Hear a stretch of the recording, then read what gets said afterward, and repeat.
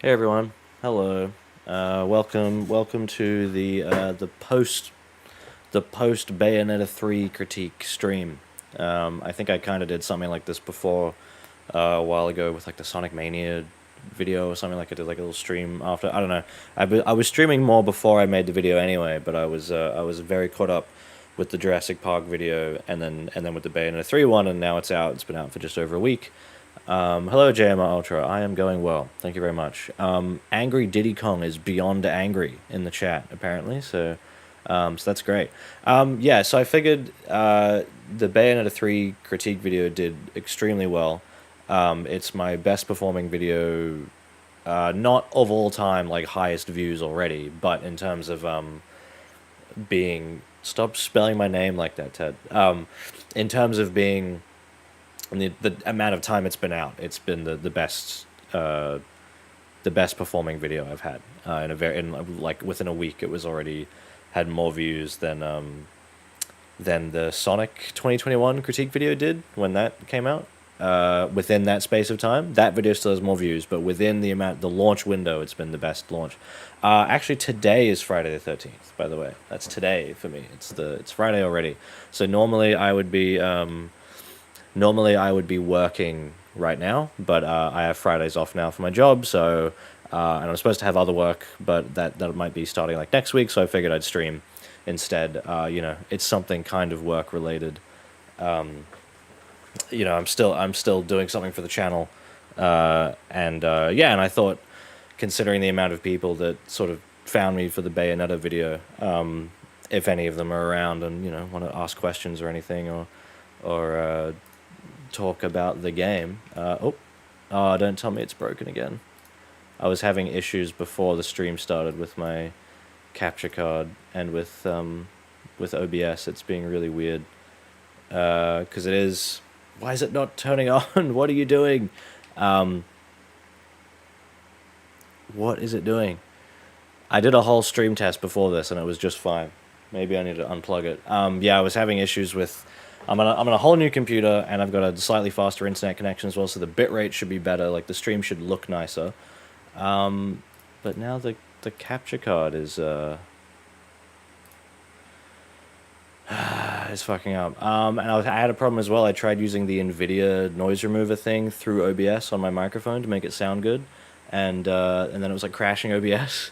So I'm gonna unplug my capture card and plug it back in, and hopefully that fixes it and doesn't crash the stream, because that would be very embarrassing and very unprofessional. If the stream goes down, go watch the Jurassic Park video. Alright, unplugging. Okay. We're still live. Nothing's exploded. I have the HD60X, the Elgato HD60X. Okay, it's lighting back up. Jurassic sucks. Well, I mean, if we're talking Jurassic World, yes. Okay, there we go. Can you perform a backflip live in front of all of us? I believe it would add to... No. Okay, we're working now, right? We're on? We're good? We've got it on. Why does... Okay, this is something I almost mentioned in the video. I think I put a bit of, like, on-screen text on for it. Why does Viola's, like... Oh, now the audio's gone? What? And now it's frozen on the stream. Why? What is it doing? Maybe I need to make a new source for it. And this is so weird. It never gave me problems on my old computer. Now I'm on a new one and it's giving me problems. Maybe I need to try like a different USB port.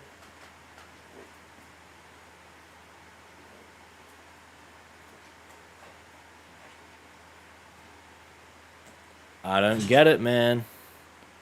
Hold on. I am very sorry, everyone. This isn't even what plagued the Bay 3 launch stream, because that one didn't go great either. But that one had different problems. That was like... OBS in general was just deciding to just completely die on me. Alright. It's back up for me. I'm going to activate on here. Okay. Let's not fuck up again. Yeah, why do Viola's darts, like, not... Like, she can't aim them down properly. I guess it's like maybe it's a deliberate change from Bayo, because the fucking frame drops, man. Because like Bayo can sort of shoot her guns anywhere, so with Viola it's like it might be an intentional thing to like make her different. I don't know, but it just seems weird. It's like you try to hit an enemy and you just can't. But and it died again. Fucking hell, what is going on? Alright, I'm gonna delete the source for it on OBS and then add it again. This sucks. I'm gonna be so fucking... Yeah, we'll switch to Sea of Thieves instead. I mean, I could do that. Yeah, let's delete the source for the capture card on here. So it's gone, and now I'm gonna add it again. Because it was bringing over like a preset from my previous... yeah, I'll switch to Red Dead. I have been playing Red Dead single player, and I've been enjoying it. HD60X. Game capture HD60X. Device default. Color space default. Capture audio. Okay. Bring that underneath my webcam. But now I'm not seeing it at all on here. This is so dumb. I just tested it and it was working. What's going on? Oh, this is so embarrassing. Why can't it just work? I don't get it. I have the Elgato like 4K shit, don't I? Elgato 4K capture utility. It's working on there. So what's OBS's excuse? Yeah, it's working fine on there. Do I have to... Oh my god, I might have to do some like really hacky thing where I like capture the window. I have like a separate window with another software that is working. I might have to like, capture that window and put it on the stream. That would be really awful.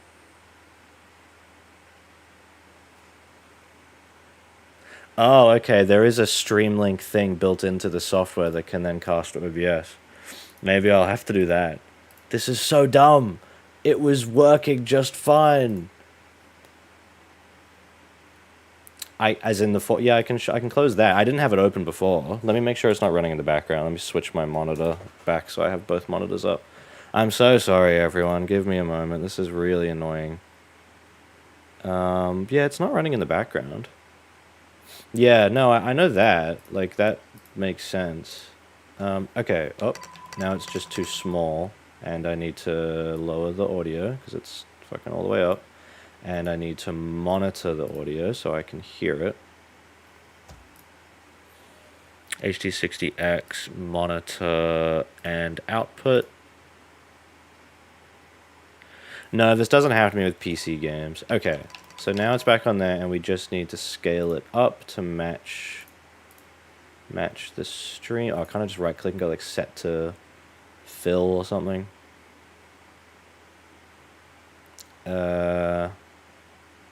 No, I think this is OBS. I don't think it's as in like the problem is related to the OBS program, but the capture card itself is working fine. It's just OBS is being stupid.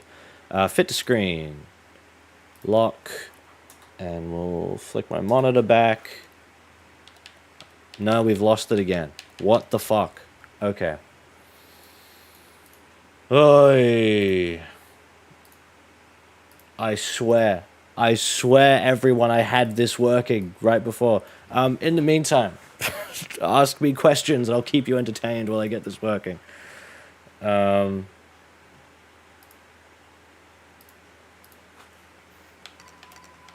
It seems to work for like a few seconds, and then it shuts off. Like I lose audio. I'm running on the latest version of OBS and everything as well. Then I lose the audio. Oh, hey, Seth, how you doing?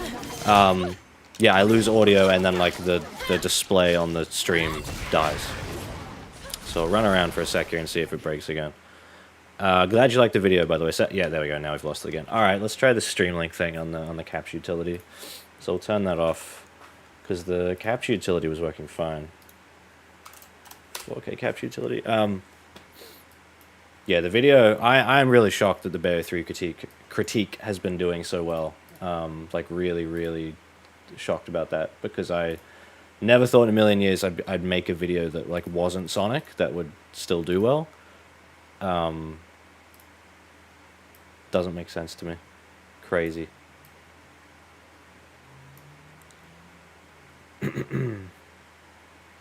Oh, YouTube didn't give you a notification. Oh, that's lame. That sucks. I'm gonna put the bitrate down a little bit as well. I was testing out a higher bitrate because I have gigabit internet now, and my upload speed still isn't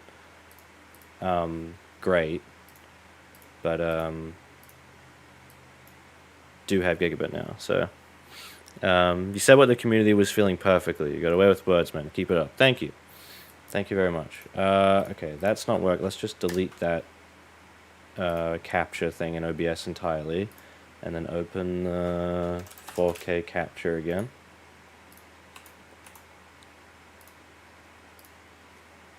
See, I'm thinking like, hey, I can switch to Sea of Thieves, but the stream says Bayonetta 3 patch, 1.2.0 thing.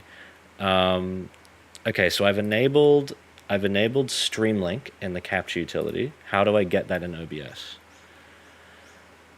How to add it to OBS Studio? Oh, do I need to add a plugin?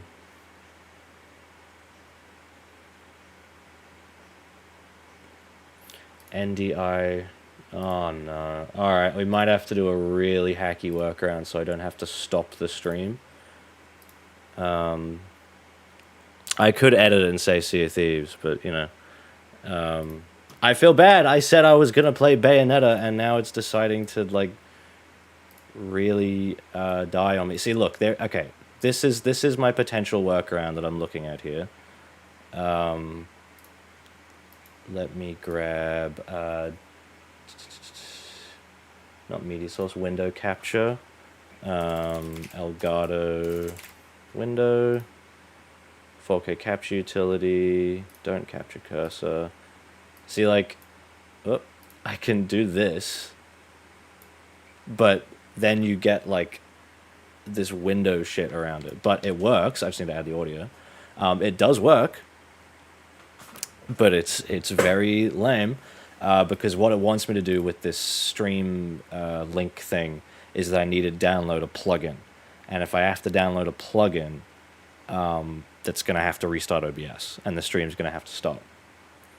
So, do I like Undertale? Yeah, I played Undertale years ago, and I liked it. I didn't think I would enjoy it because I don't like turn-based RPGs, but I did enjoy Undertale. Here, you know, we're going to do it with this really, really bad workaround here.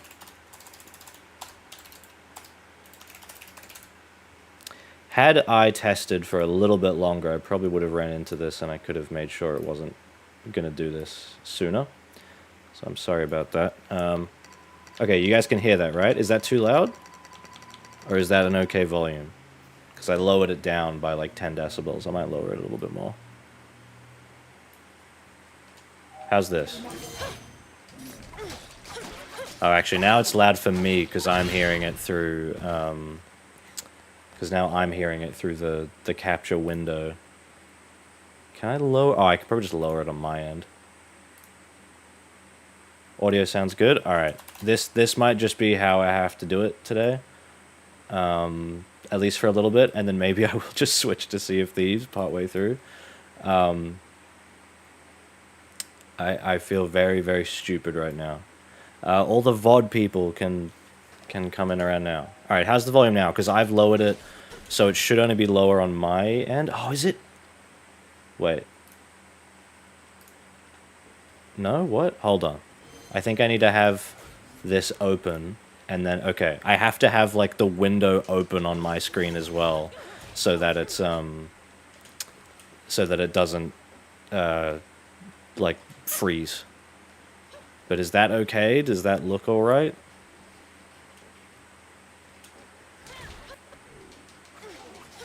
The point of this stream was that there was a patch for Bayo 3 that came out like right after my video. Okay, game sounds good, good. Hello, OK1.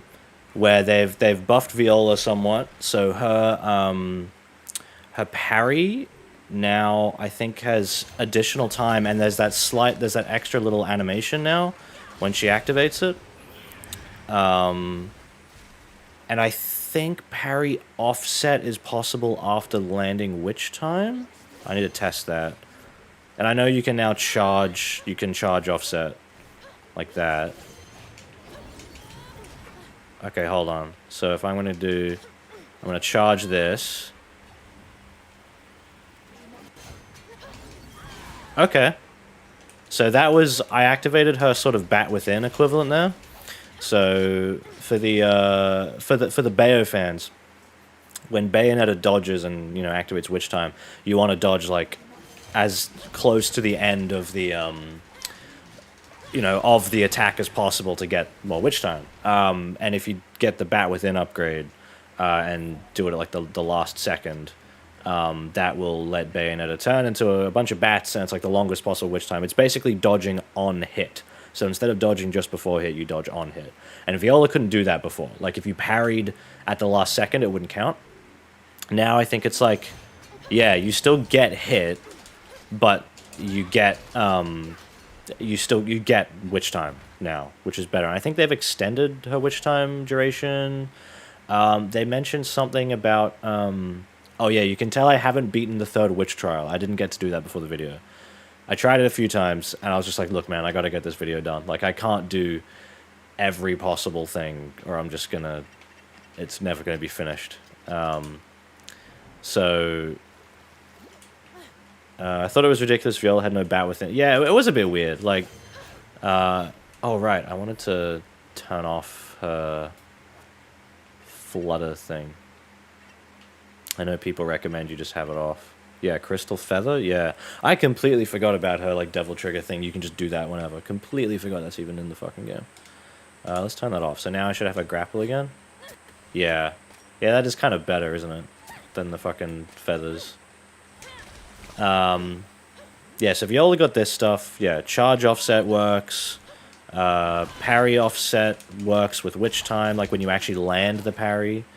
There's so many oddities with the first version of Bayo 3. No charge off. Yeah, exactly. Yeah, when 1 and 2 had it. Yeah, because even like Bayo's feather sword, Captain Feather Sword from the Wiggles, her feather sword thing, like, didn't have charge offset. Simoon, I think it's called. Man, I'm looking at this game dropping frames again. It's like, oh, I forgot about this somewhat. How do I have... Does that... Oh, okay, so as long as I just don't minimize the window, I can still have it in the background. Okay, that's better. I kind of want to put some text on screen that explains, like, what's going on here, just for anyone who comes in. The text is going to be called Sorry, and it's going to say... oh my god, that's huge! Where's the size? Here? Alright. 48? Sorry about the bad layout. OBS hates me. Okay. And I'm gonna put that, like, down here.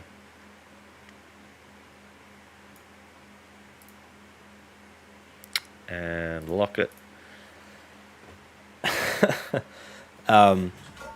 Sorry, I need water.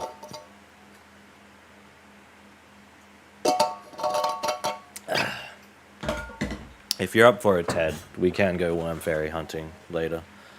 Yeah, okay, so they gave her charge offset. They gave her more witch time and more generous, I think, windows on her parry when landing it with enemies.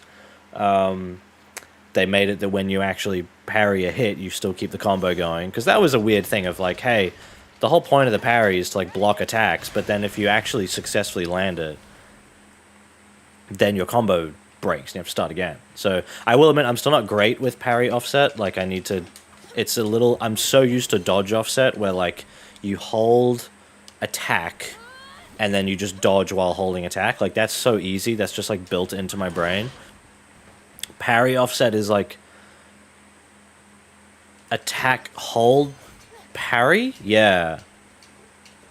Where, like, you don't hold the attack button, you just hold the parry button? I think? Yeah. Yeah, it's weird. It's a little confusing. I realized the example I showed of it in the video could have been slightly better demonstrated, because I showed like the full, like her building the combo string, you know, like 1, 2, 3, 4, like doing all of that, and then the whole thing, which like is a long animation, and then doing it like that. Oh, almost. I almost had it. And then doing it like, no, like that kind of. But because the wind up on those animations is so long, the time difference between the two doesn't actually look like that much because of just how long those animations are. Maybe had I done like a shorter combo, it would have been more obvious. One that didn't have a whole fucking like Virgil slice thing at the end. What was the... I know they retweaked some of the... Oh, let's go to an actual chapter now. I know they tweaked some of the... what was it? Some of the Niflheim time and pure platinum in general is like better now, I think. Like nowhere near as strict as it used to be. So that's good. This is... Wait, which one is Viola's first level? Isn't it? Yeah, it's this one. Okay. Yeah, let's do this. Because when I streamed, I think I only did up to the first China level, and then I stopped to go play the rest of the game up on the TV. It's insanely easy on standard. I just button mash and get gold. I mean, you mentioned Bayo 2. Bayo 2 is pretty lenient as well with the combo stuff and scoring and everything. You don't get punished anywhere near as bad in Bayo 2. Especially since they got rid of the item penalty, like if you use items, and there's no score reduction.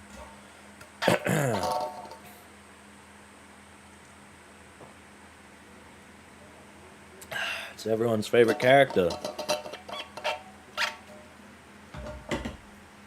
I was watching there was a streamer, I think his name was A-Star the Third. Someone in my Discord sent it to me of like, hey, this guy watched your video on stream. And I was watching him, you know, watch it and react to it and stuff. And just, I love seeing him like look at the characters and just be like, God, they look so ugly. Like, or even like the Bayo 1 and Bayo 2 alternates, and then looking at like Bayo 1 and 2 and just being like, she looked so good there.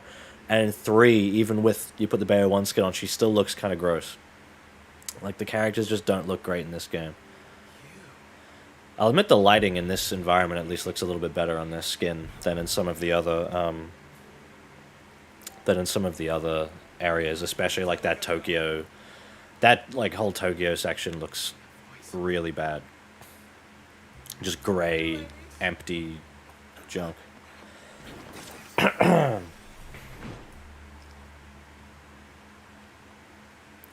gonna be honest, I never liked Luca. Like, I never hated him. But I never found him to be, like, a likable character that much, really. Like, he's just, like, he's fine. He's the goofy guy.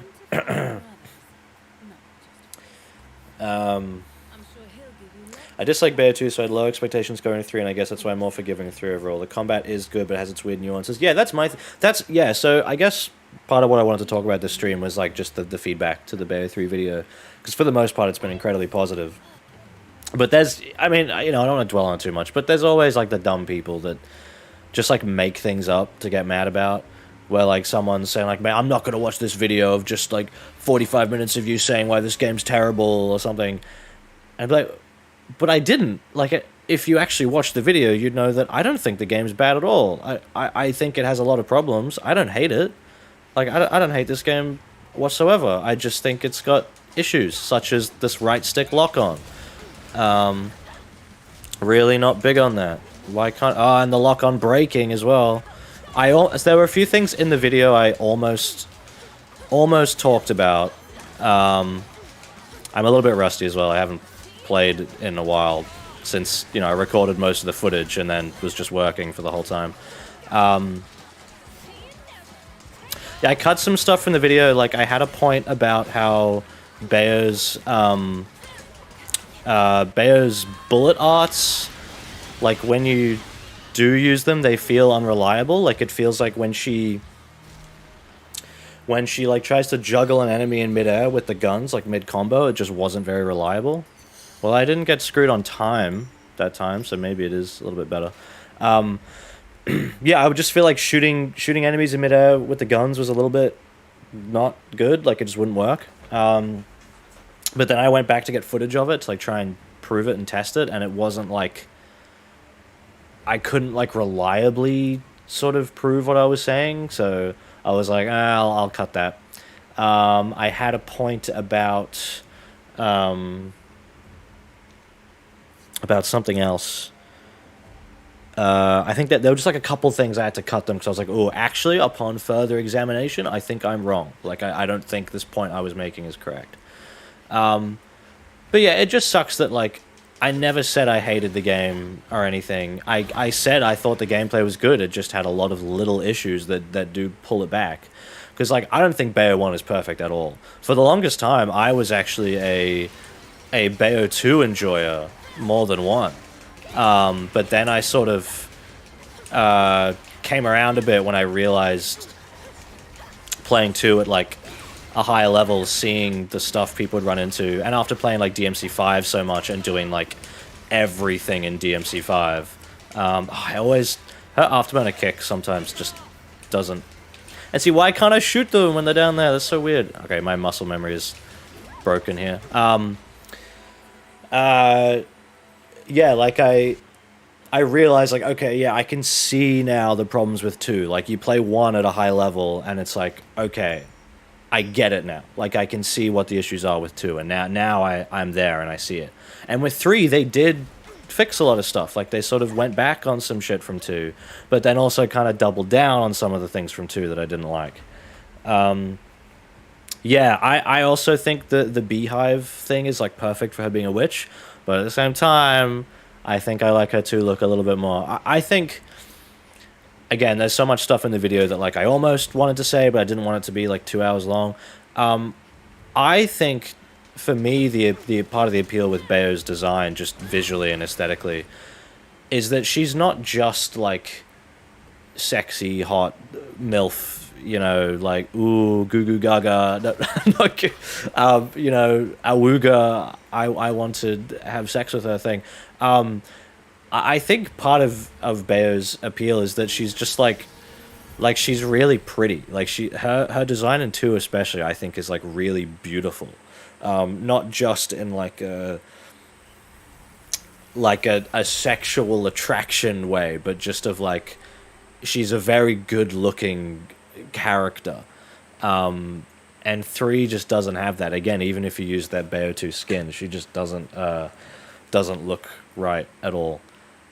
I did not adore Astral Chain. I'm sorry. Astral Chain was... I played Astral Chain for research for this video. If I want a game like DMC5, then only play DMC5? Am I not allowed to want, like, good elements from games to... Like, am I not allowed to want a platformer to have good design that, like, Mario has? Am I not allowed to want good things? In, like, doesn't have to be exactly the same. But, like, that's a bit of a strange point to make. I don't really get that. Thank you, Osiris 12345 for the points about the video. I want to see how this Niflheim works now, because this one was a huge pain. Oh, I guess if parry off... Oh my god. If parry offset works now, you could, like, charge... Oh, I screwed that up. You could, like, charge combos for this while waiting for witch time, right? Like, I could do this, and then... No, I screwed it up again. I did it earlier. I don't know why the audio's bugging out sometimes. That's weird. Hey, come on, buddy. What are you doing? This happened to me. In my okay, I remember this happened to me in my first playthrough. Oh fuck, where they just wouldn't attack me.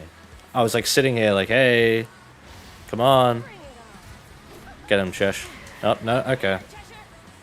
I remember when I did this in my first playthrough, I was just like, I think the only thing I can do is just throw Cheshire at him to like get him down.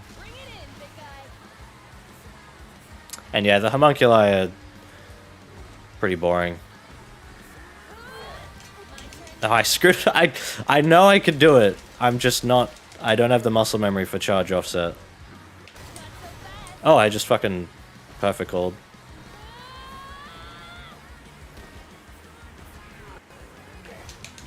No. No, I didn't stream this one because this is in the Tokyo chapter. This is Viola's first level. I didn't stream any Viola because at that point I went to play on my own up on the TV.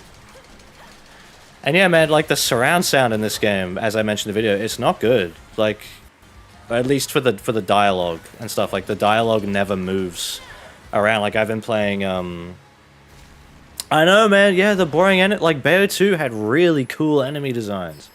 Like really, okay. The first time here, that makes sense. That makes sense. The first time, that sucks. That's fine. That was on me. I am curious to see what is pure platting this game like now that they've supposedly tweaked the time. I don't have like hard before after examples or anything to go off, so I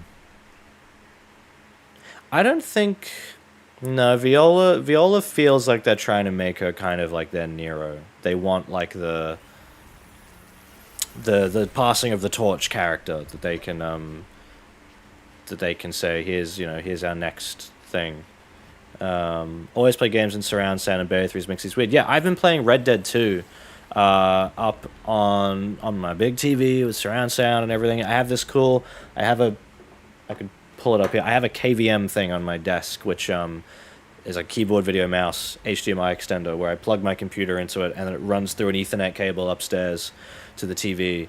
And that's how I play games on the TV with my computer down here. Like I don't have to move my computer or like buy another computer to play on the TV. It's great. And yeah, I've been playing Red Dead 2, and that's like amazing surround sound mix, you know? Like I move the camera around, and then like if a character is back here, I hear them behind me, and then if I move it again, then I hear the characters in front of me. It's simple, like relatively simple kind of stuff for surround sound. But yeah, the surround in this game, they didn't quite do it. Also, this shit, the fog, there's like that glowing red outline on everything. Like look at Viola there. It's wacky.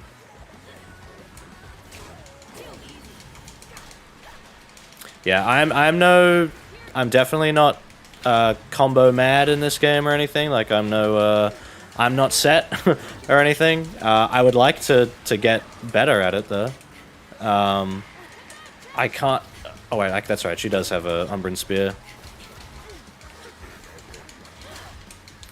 Yeah, this is a game I would like to get better at, especially with this new patch. But we'll see. Loved your critique video for the game. Thank you. Viola feels like she was meant to replace Luke. Okay, well here's an interesting thing. Here's an interesting thing I've sort of heard people mention of like, is the implication of the ending that Bayo 3 merges with 1 and 2 because they all like fuse together and you don't really see them like go away?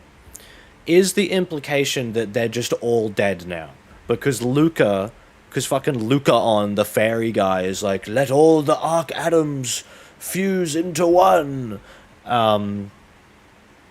Is the implication of that like, okay, so now Luca is just every Luca ever for some reason, and now every Bayonetta, or at least the Bayo 1, 2, 3, are all the same now? But then like I got a comment from someone who was saying that like, no, you're not playing as a separate. They disappear after the climax combo. Do they? I thought I don't remember. Honestly, I'll have to double check. They didn't go to Inferno with Cereza 3. Okay. Everyone else besides Bayo 1 and 2 go back to their respective verses, but then 1 and 2 fates are unclear. This is the thing, it's like... Yeah, everything is like... This doesn't... Like, I am not... Anyone who's watched, like, my Jurassic Park video and stuff should know that I'm not one of those people that needs, like, everything explained for me. Like, I don't like that in media, you know? I don't like knowing how Han Solo got his name or whatever. That's always, like, a great go-to of just, like, dumb bullshit of, like, who cares, you know? But with something like this, where you're dealing... Like, I just want to know what happened to the characters I like. That's all I really care about. Yeah, like, is Jean back? But, like, her fading away, like, the implication is, like, no, but I guess she's also in a different universe, because they're in the Alphaverse at that point, so she's going back to the main timeline? I don't know.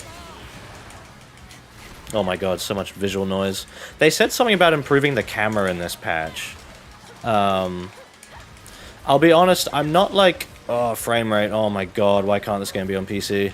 I'm not, like, feeling a super huge difference yet with Viola. Like, I know it's different, but I'm not really, like... It's not like, oh my god! Because I saw some people being like, oh my god, Viola's just infinitely better now. And she probably is, but I'm not, like... It's not, like, a night and day change to me at the moment. I'm not really familiar with her hand-to-hand moveset that much. Like, her without the weapon moveset. Why does the audio keep doing that? It keeps, like, cutting out for a sec. That's annoying. I was saying something earlier about, like, how, yeah, it's a little frustrating that some people... Because someone, like, posted the ending of the video on Twitter... Thankfully, like, they linked it and everything, so, like, they linked the video. So, okay, my verse time didn't get fucked there. Okay. Maybe they really have made Pure Plat viable now. That's good. That's, like, genuinely a really good change. I'm glad they did that. Invalidates the video a little bit, but not too much. Yeah, because someone, like, shared the ending conclusion on Twitter, there's all these people like, oh, he's just shitting on the game. And it's like, no, if you actually watched the video, you know I wasn't. And also, it's people like, why are you being so dramatic about this? And, like, I mean... It's a video where I'm trying to convey the emotions I felt playing this game. Where I had a good time, I enjoyed the gameplay, I enjoyed the combat, I even enjoyed some of the genre-shifting gimmicks.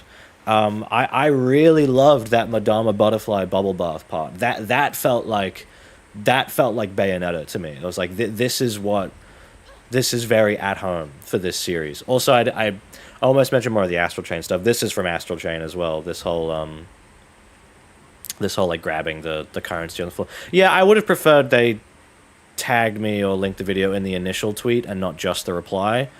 But, you know, at least they had the sad thing is that if they did that, the tweet probably just wouldn't do as well because people are stupid. Like, you don't want to, like, make something go viral when it's got all this, like, credit in it. You know, it's like I could post the ending of my video as, like, its own thing.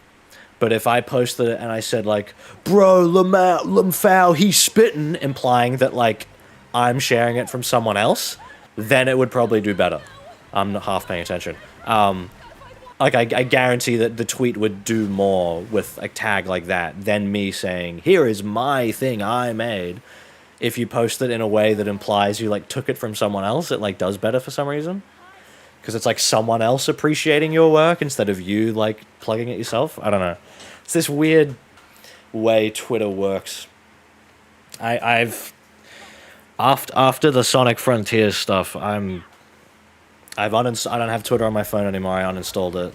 I don't really use it anymore. Yeah, the multiverse stuff is weird. I'm sick of multiverses in general. Bayonetta can, like, half get away with it. It's a series about time travel, weird shit, and you get to have, like, fun, different designs of Bayonetta. Like, I don't mind that. These spear guys should be fun, but when there's, like, a bunch of them together like that, it gets annoying.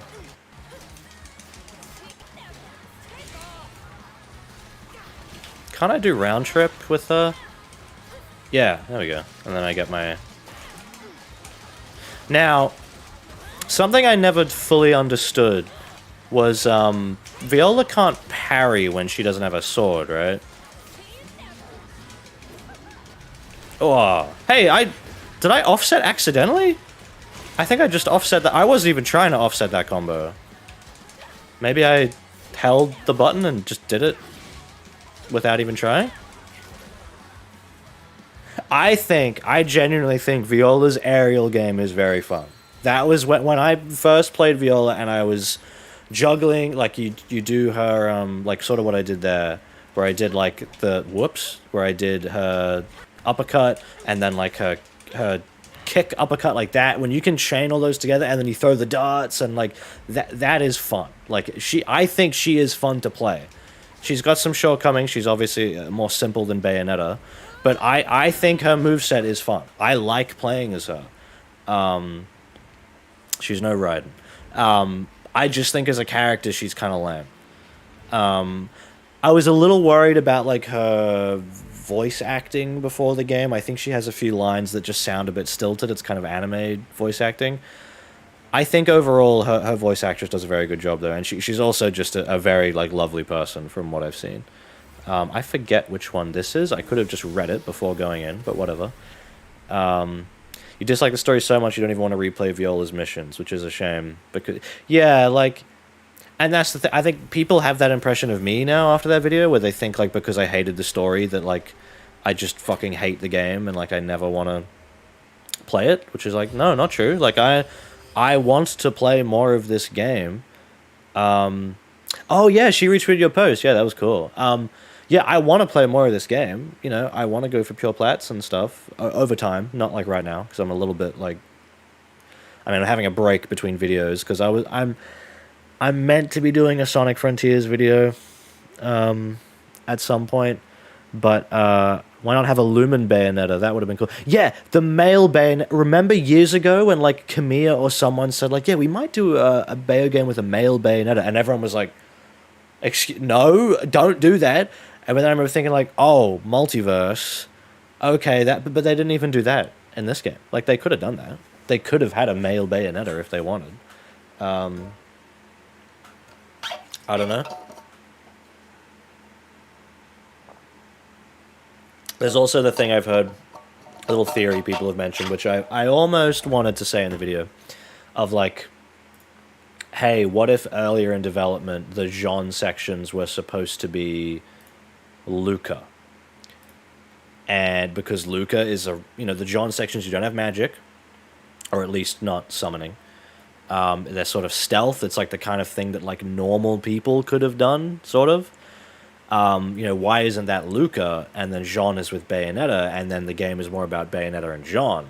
But then maybe like Nintendo came in and said no gays or something. But I don't think that's it. I don't think it's Nintendo. So yeah, I wouldn't mind DLC for this game either. Yeah, like I'm a little bit skeptical. I'm like, what are they going to do?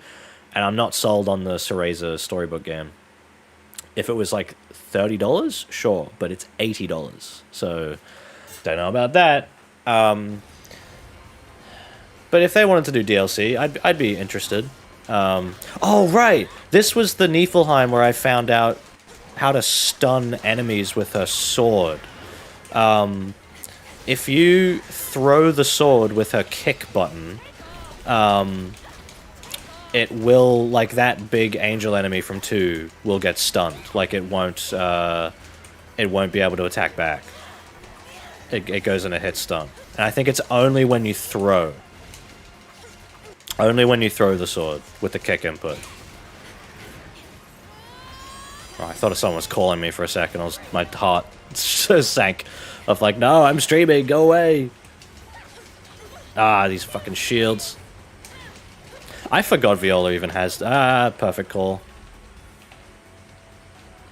Can I not wiggle out of that? What? I was like wiggling the stick and nothing was happening. I think if this game was on PC, they fixed the camera, which, I mean, I don't know, it's a pretty deep-rooted sort of systemic issue because of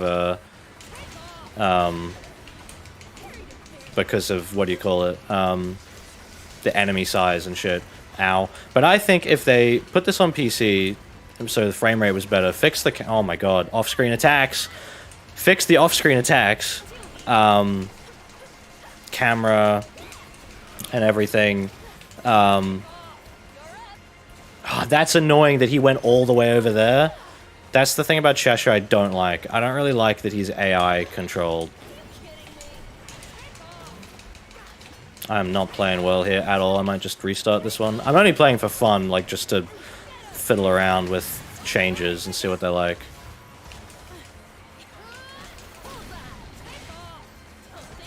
Yeah, Cheshire being AI controlled just means you just sort of have to wait for him to do shit. It's kind of frustrating. Or I'm like, hey, I need Cheshire to do this right now. Like, I need you to stun this enemy for me. And he sort of just have to hope he does. I remember seeing people being like, oh, you have to get the accessory for Bayo that, like, lets the demons be controlled by AI so that you can move around. And I'm like, no, that's the point of Demon Slave. Like, that's the whole point of Demon Slave with Bayonetta, is that, like, you stand back, throw them in, queue up a move, and then you run in and slam them, and then, like, chain them together again. And it's like you intertwine the movesets. That's the point. And I think that's genuinely really cool. I think that stuff with Demon Slave is really clever. I cut apart from the video where I mentioned that you could... did you know there were 2 scrapped chapters? Agent J's Last Stand? Ah. Man, that would have been... I mean, if they were going to kill her, yeah, at least if you had sort of like a dramatic, like, final thing with her, it would have been cool. Yeah, it's weird, right? There's no accessory to control Cheshire. Yeah. Oh, dude, yeah, Wonderful 101 on PC, like, that's excellent that they were able to do that. It's a... I wouldn't say it's an excellent port, though. It's a good port.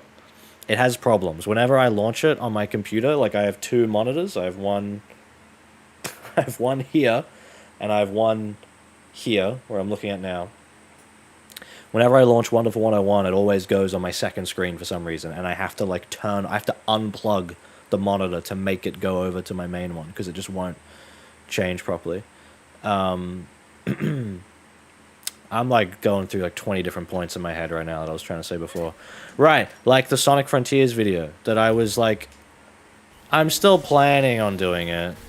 I sent a laundry list of problems to Platinum Games with the hope they'll fix it one day. Yeah, that'd be cool. It was weird that they were, like, going to do it anyway, but they had a Kickstarter, I think. They were like, oh, if the Kickstarter fails, we're still doing it? Or something like that. Was a little weird with 101. I am a little worried about Platinum, because there was some shit of, like, them wanting to go into this live service direction, and the quote was, like, we're focusing less on, like, good quality single-player games or something, of, like... So you want to make bad games, is what, like, the way they worded it was really weird, where it sounded like we're making games bad. Kickstarter's more to see if people are interested, yeah. No, I'm very glad I got that PC port, because that's why I've played it. Because I played the demo back on Wii U when it came out, when I was, like, a teenager. And I remember being like, this game's weird. What the fuck? Like, what is this? I don't even know if I'd played Bayo at that point, because I started with Bayo 2. I think the demo... for 101 would have been before Bayo 2 came out. So I wasn't even familiar with the genre. And even then, at a glance, Wonderful 101 is, like, not even one of those games. Like, at a very surface glance, you might not even notice that it's, like, a character action game. So I remember thinking, like, this game's weird. Like, I don't get it. This is... And I might have even been trying to draw like, the Wonder Punch and shit, like, with the stylus. How did you come up with such an amazing script on your video? Any tips on how to do technical scripts for videos? Thank you. I'm going to be honest. Making the script is the single most horrible thing when making videos. I really hate doing the scripts for videos. They're very draining for me because, like, when it's time for me to edit, it's just like, yep, like, this is it. Like, the video is, like, once the script is done, I feel like I have a lock where I'm like, all right, the video is getting there, no matter what now. I know what I have to say. I just need to find the footage and audio to match it now. Oh, does that count as a... Yes, okay.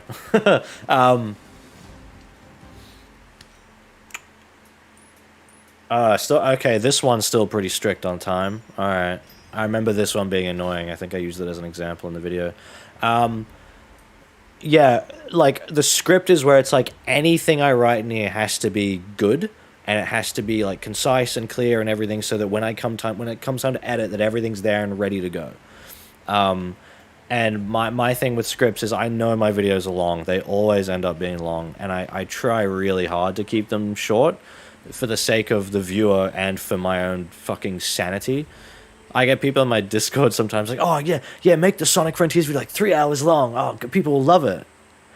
I'm not going to love making it. That, you know, I'm supposed to be working on my main job right now, but I have Fridays off now, so that's why I'm here streaming.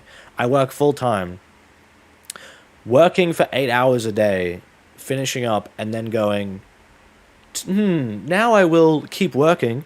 It sucks. It's not fun doing that every day and every weekend and shit, like just being like, all right, I don't have any time to do anything else. Maybe I was a little bit less strict on myself this time. I gave myself, you know, if I wanted to have a couple hours every night or so to play a bit of Sea of Thieves or something, I would do that and then get back to the video. But it's a lot of work to do when I'm already doing work. So do you take notes when you play and then just get those points organized and write a proper script from that? Yeah, so I had a Google Doc of notes while I was playing the first time, and then I would go back to it I'd be in the shower and I'd be like, oh shit, like I'd have to like tell myself like write that down, and like get out of the shower and like dry off and then get my phone and like write a note down. And then I go through all those notes and kind of highlight the important ones. I try to organize them. And then, God, facial animation's weird. And then, like, I write the script in chunks, and then even in the script, I'll end up putting in notes and comments of, like, double-check this, try to add this, maybe move this around, and it's a lot of... I don't like that line. I'm sorry, Seth, I don't like that line. It's weird. Oh, that dithering, man. This is what I'm talking about, where it's like, dude, I can't see the enemy.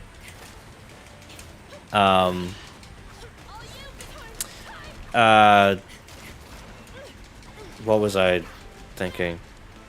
Yeah, I know the video wasn't like that long in the grand, like it could have been longer considering the, you know, the standards of YouTube video essays, but you got to remember I spent like 2 months working on that video. Because I was I was basically starting it from when this game came out in October. Getting all the footage, taking all my notes, and then having to go like re-record footage because some of it's got problems. Like here's a fun fact. So when I recorded the game at launch on my TV upstairs, I was playing with surround sound, and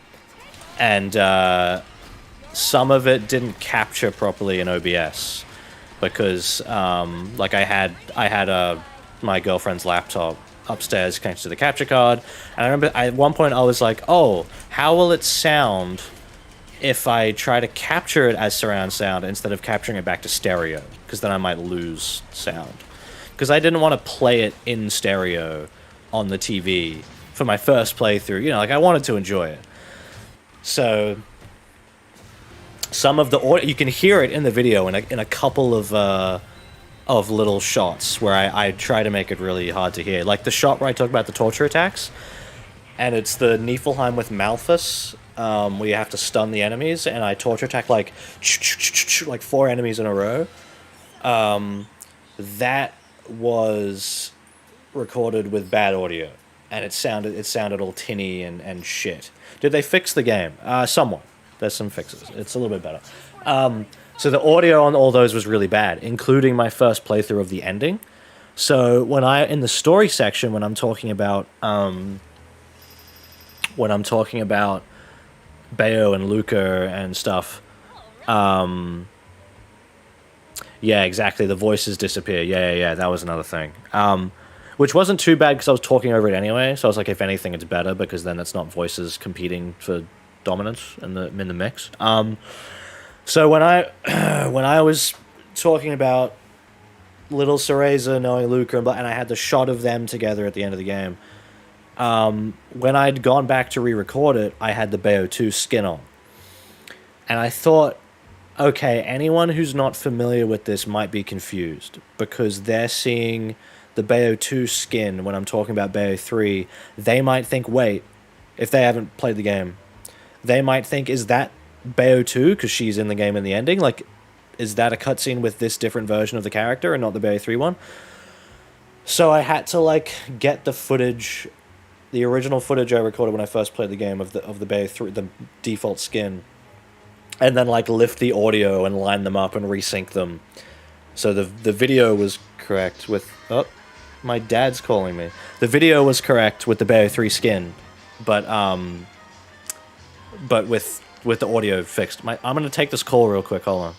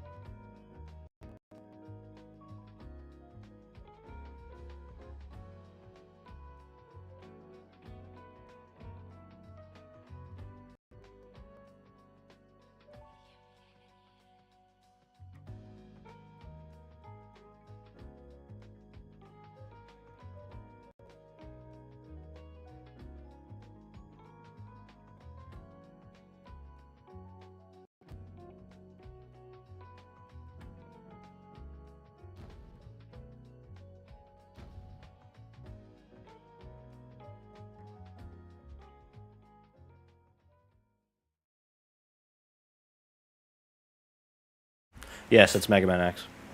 I have a bunch of different ringtones on my phone for different people. So I don't know why I gave the Mega Man X one to my dad when he calls me. I don't. Yeah, I've got a bunch of different custom ones. I think most of my notification sounds are Sonic sound effects. Kind of want to do the... No, where's the other Viola level with in Egypt? Is that this one? No. It'll be the... Yeah.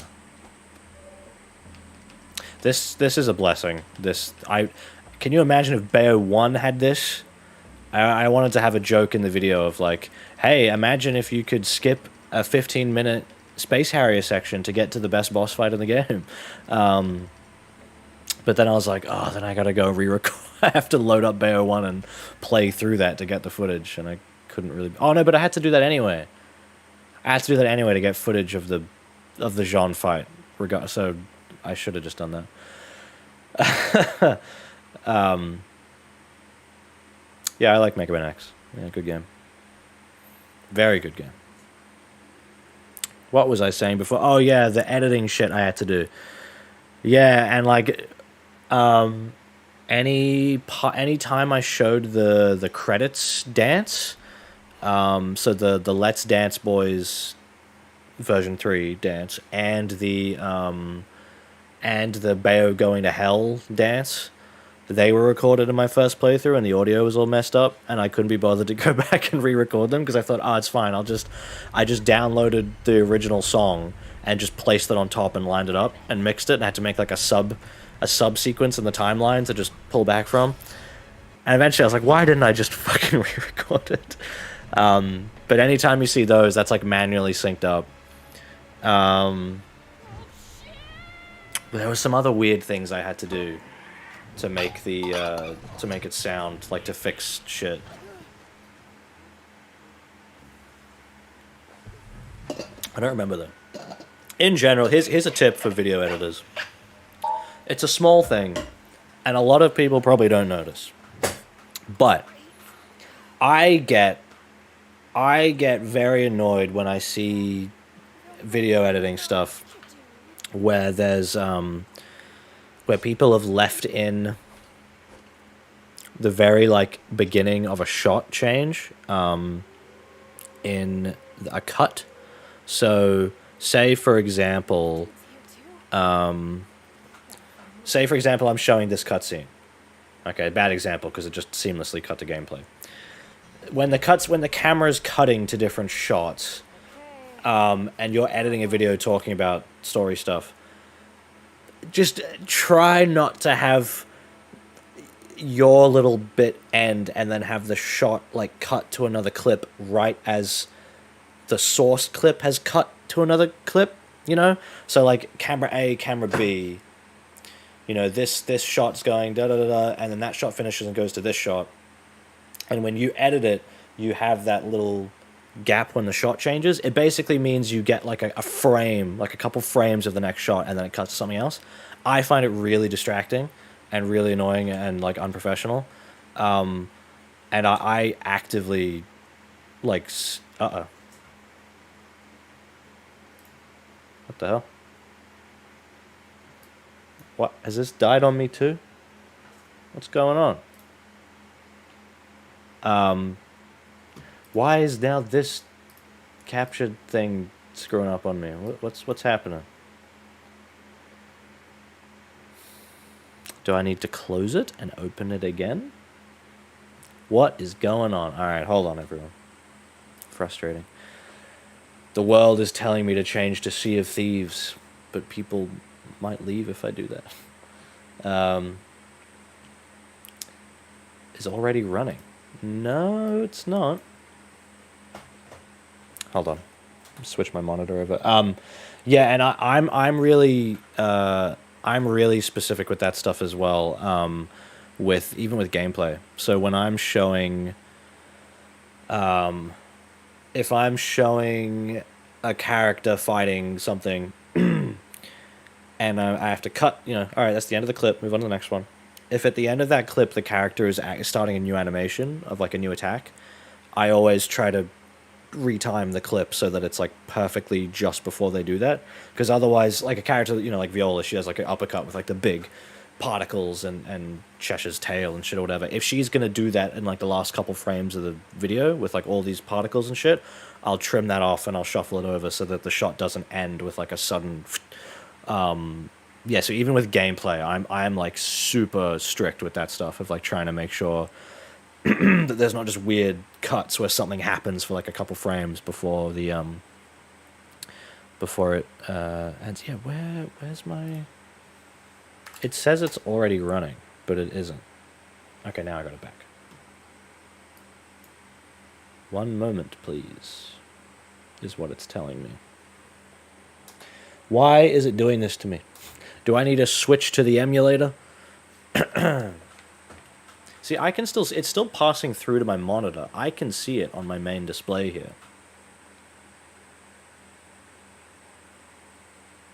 What is it doing? Let's unplug it and replug it. Okay. And back in.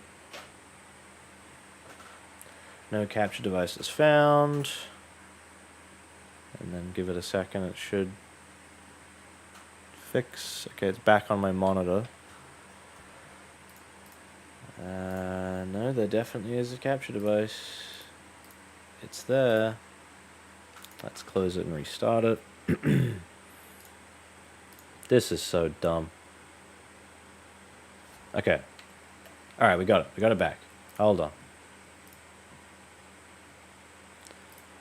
4K capture utility. Okay, the sound's back. And the window's back. Okay. We're good. We can all see that. Hey. It never ends. Lower the sound on my end. There we go.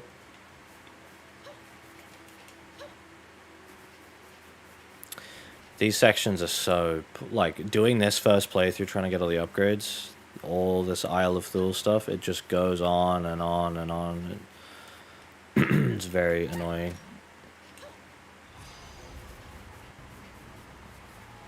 Isn't there a... There's like a way you can cancel Viola's, her stinger input. Still don't know why that audio is cutting out. If I ever stream this again, I'm gonna have to do extra checks to make sure there's no weirdness. Did I see the new Puss in Boots movie? No, I really want to. I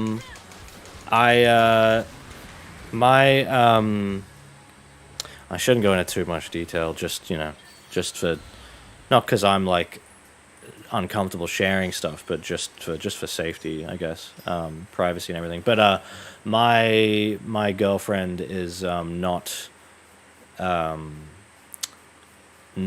here at the moment. She's been on a holiday with her family for a while. Normally we go see movies together, so it's great for me because it's like whenever I want to see a movie, I don't have to like oh, who am I gonna see?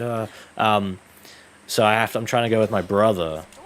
And I wanted to go like a couple weeks ago, but he was all like, oh, he's got work, and then always like, oh, I don't feel like going tonight, and then like now it's at the point where the movie's still playing, but it's basically only playing like during the day and not at nighttime.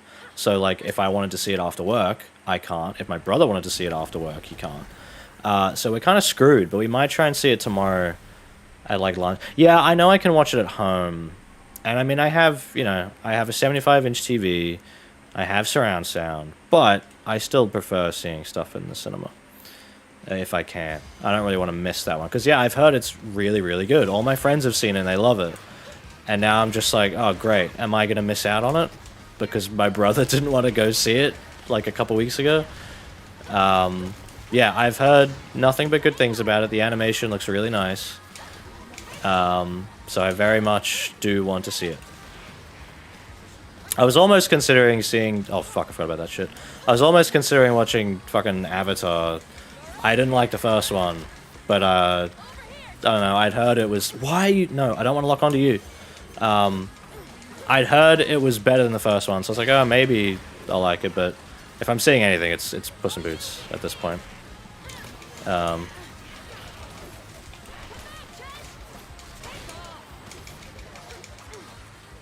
Because, yeah, we were thinking of seeing Puss in Boots today, but my brother has work this afternoon, so, like, he would have to be going to work in, like, an hour from now, so we wouldn't have really had time to do it.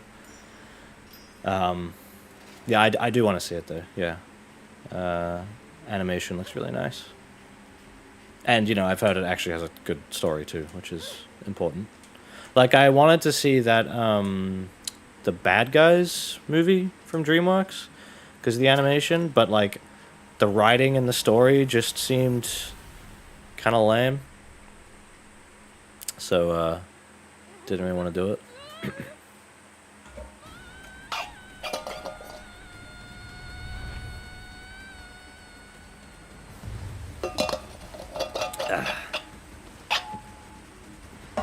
The time requirement is still a little bit strict, but it doesn't seem as bad as it used to be.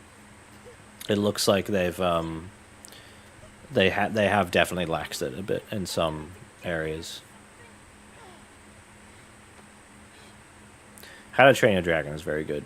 I remember seeing that first one back when it came out and being like, whoa. And then the second one being really good. And like going back to watch the second one before the third one and like being like, holy shit, I forgot how like... I don't like using the word epic, but like how kind of epic the second How to Train Your Dragon is. Like the scale in those big battles and stuff, like the cinematography is really good. It feels really visceral, like really bringing you into all that stuff. Yeah, really, really good. Another funny thing about the video is I'm seeing a lot of people act as if like the reason I hate the game is solely because of shipping, which, you know, I think Bayonetta and Jean are like, yeah, they're like a cute thing, like it works, but it works because they have an established dynamic already. Like I'm not making that up. Like that, even if they weren't a couple, they definitely are very good friends. Like at least, all right, I don't have a sword. And I like that about them. Like, I didn't need them to be to be like kissing each other and shit for the game to be good.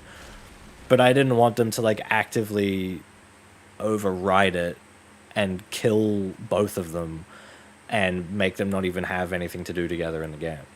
Like, even if they're... Because I didn't say Bayonetta should be with Jean. I said if Bayonetta was going to be paired with anyone, it should have been Jean. That's what I said. Where am I going? I don't even fucking... Don't you just, like, wander around with it? Yeah, okay. Where are you? Yeah, there's absolutely... I got some pretty, like, homophobic and transphobic comments on the video that I've deleted and, like, removed those people from the channel and reported them and stuff. Because I said, you know, Helena... In an alternate universe, Helena could still be Bayonetta because there wouldn't have been, like, a controversy over the pay stuff, and, you know, she'd be able to say trans rights. And I get people like, what? Why would you want to say that? Like, because of, you know, transphobic statement? Like, so, got rid of that. Not letting that sit on the channel. Yeah, Jean is, like, Jean and Bayonetta, like, did the audio, the stream, the fucking, annoying, why are you doing this to me? Jean and Bayonetta are, like, an established core thing. They are, like, the heart of the games. Yeah, like, the end of Bayo 1, Luca is there, clearly, like, trying to... Oh, by the way, Metroid shirt. It's clever because it's Samus inside the Metroid. There's an Outer Wilds shirt on the Yeti right now for GDQ. I already ordered that shit. I need it. What was I saying? Yeah, at the end of Bayo 1, Luca is there. And Bayo's like, yeah, hi. But, like, there's no reciprocation there. Like, she doesn't give a shit about him. Like, she's nice to him. But to me, that ending shot of Luca... Oh, there's a lot of gay artwork from Shimazaki. Especially for, like, Bloody Fate, the anime. Like, there's the one of like Bayonetta lying down and Jean, like, lying on top of her. Like, what the fuck is that? What was I? Yeah, that shot in Bayo 1 that I used in the video of, like, Luca sort of wandering around and, like, watching Bayonetta dancing and, like, the flowers. That always, to me, was, like, he can't get her. Like, that's what he wants, but he's not going to get it. It was, like, a one-way thing of, like, look how cool she is, and he's just like, oh, I'm not. Like, she doesn't want me. Like, she's happy with her girlfriend over there. She's our own thing. And I'm not part of this. How do I, like, refresh the capture card on here? Oh, it's, like, frozen on me now. Maybe I can try it again through OBS directly. Yeah, like that. It always felt... Yeah, and also, yeah, Luca in Bayo 2, he's, like, barely in the game. He has the first cutscene he shows up, then he has the other one where he talks about Legend of Aesir and gets kicked off a cliff, and then he shows up at the very, very, very, very, very end with Loki, and he's in, like, the one other scene at the end, but in terms of being on screen with Bayonetta, it's only those 3 scenes, and even then it's only really 2. So he's not relevant to 2 at all, because 2 is about Jean, more so. And the Lopter, Aesir, Loki bullshit that I don't really care about. Alright, hold on. This 4K software is... 4K capture utility is being lame. Yes, Kamiya said, like, yeah, best couple. Now, he might not have meant, like, romantic couple, but... who knows? Alright, let's try doing this directly through OBS again.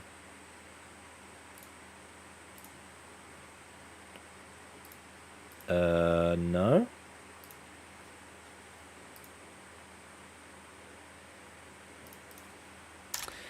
Hey, let's unplug it and replug it again. This is so annoying. I'm sorry, everybody. Yeah, there's the taboo entry, yeah, with the image of Jean in it. Pretty sure Camille or someone described Bayonetta 2 as a love story at one point as well. Bayo 3, Luca's father was a bounty hunter, whilst in the original continuity he's a journalist. Oh. Yeah, I should read through those entries again. HD60X, okay. And scale it up. Fit to screen, bada bing. And it's already frozen. What? I just turned it on and it's frozen. Dude. Dude, yeah, I don't oh wait, my webcam's gone from here. Whoop. I don't get the timeline difference of like what happened in 3 compared to 1 and 2. It's so vague. It's so confusing of like did anything happen or not? Oh, I need to set the audio on to monitor so I can hear it. Monitor and output. Oh, it doesn't let me open the thing in this part, and I can't skip this, so... I wanted to open the journal, like the gallery thing, and read the bios.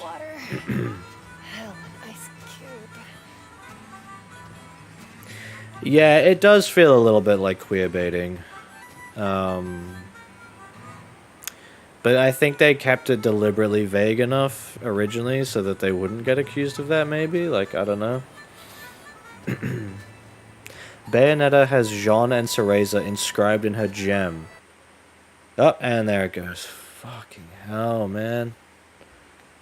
Why?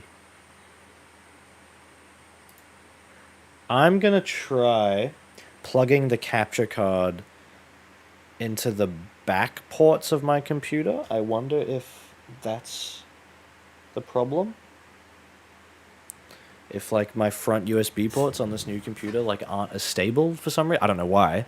They're USB 3.1 or 3.2. They should be fine. No, 3.0. Or I can try... It is a Type-C cable, and I have a spare Type-C and a Type-C port on the front of my computer case. Let's try that. This might... No, all USB-C transfers data as well as power, right? Like, this should still work. But I don't know. Well, let's see what this does. Unplug that.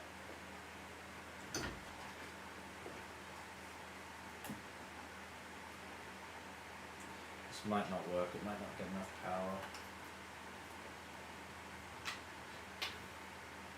God damn it. Yeah.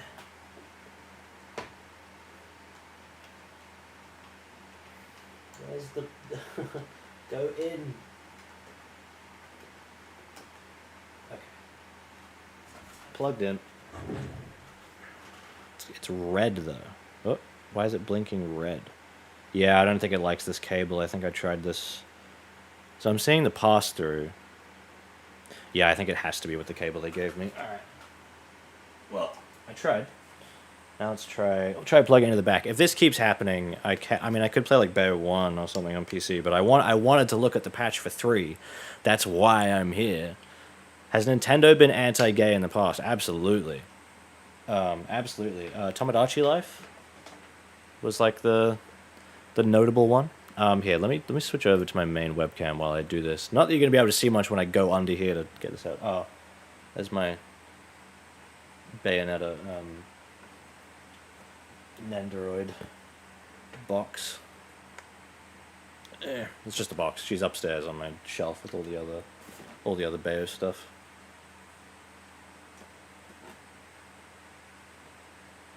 Okay. I'm gonna plug this into the back of my computer. Be right back.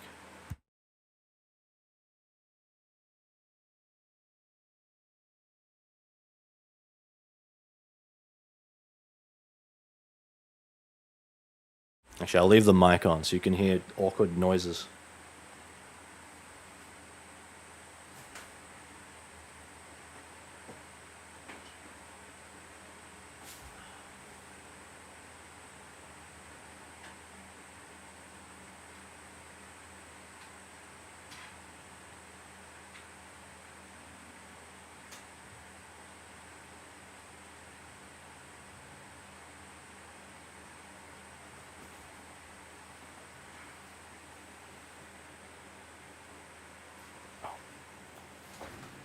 would help if I plug this back in.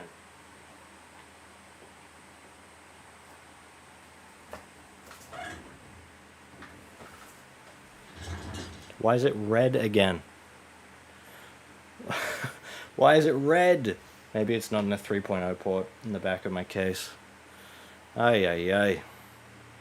I can't catch a break today. Nintendo likes to walk the fine line where they don't outwardly confirm queer characters but don't deny them either. Yeah.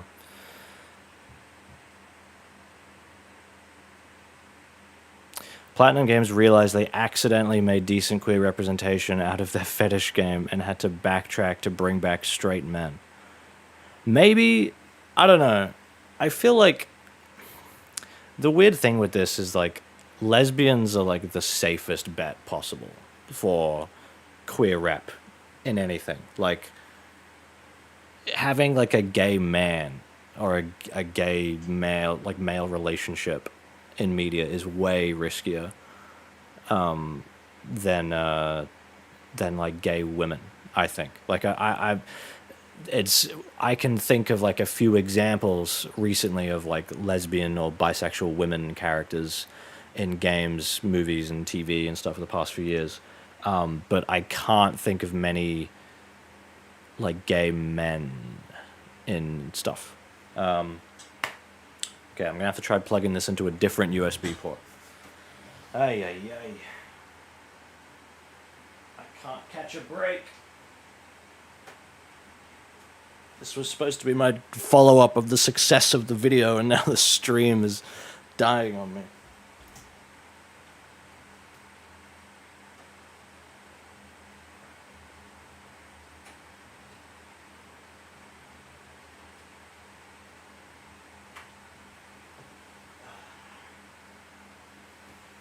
How's that? It's lighting up. Is it gonna go blue? Purple? Why is it... Okay, blue. All right.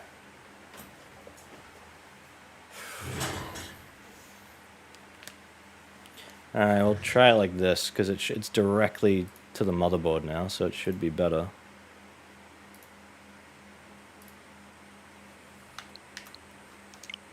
Huh?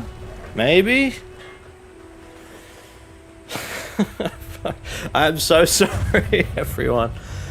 I had so many issues with the Bayo 3 launch stream as well. I don't think it was to do with the capture card, though. I think it was, OBS was just dying on me. My old computer as well had issues with the audio was crackling and stuff. New computer hasn't done that for me once yet, so I think I'm safe in that regard. I'm glad I can stream at a higher bitrate now. I'm waiting for the day when the new AV1 encoder is supported on like streaming platforms and stuff, because the AV1 is a new NVIDIA like GPU encoder, and I have a 4090, by the way. Like I bought myself an RTX 4090 because my old card was pissing me off and was having problems, and then I built a whole new computer so I wasn't bottlenecking it. And on the 4000 series GPUs, there's a GPU video encoder, which is basically way lower bitrate and therefore smaller file size, but with better quality. So it means I could stream on my, slow... Even though I have gigabit internet now, I hate that attack. Even though I have gigabit internet,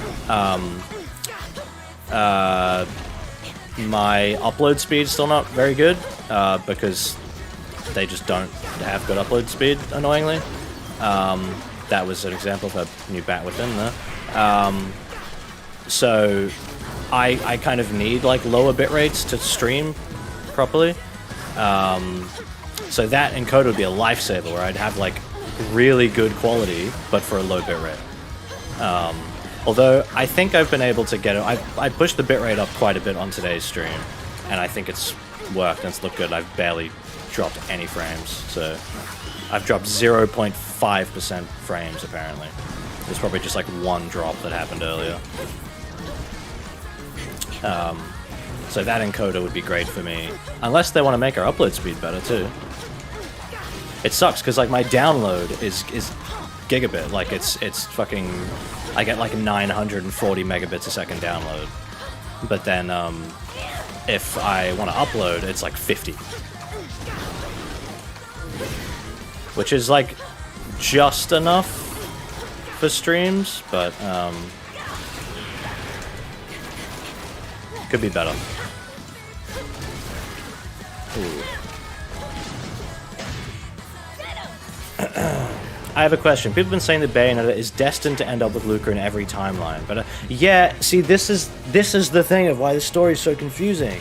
Is it like implies that they all fuse, like it's all the Lucas and like multiple Bayos, and the way they set it up as this Arc Adam Arc Eve thing, that was one of the big like middle finger fuck yous to me as the audience, like playing for the first time, because it seemed to me that what they were saying was that Bayonetta and or maybe Jean are the Arc Eve in every dimension.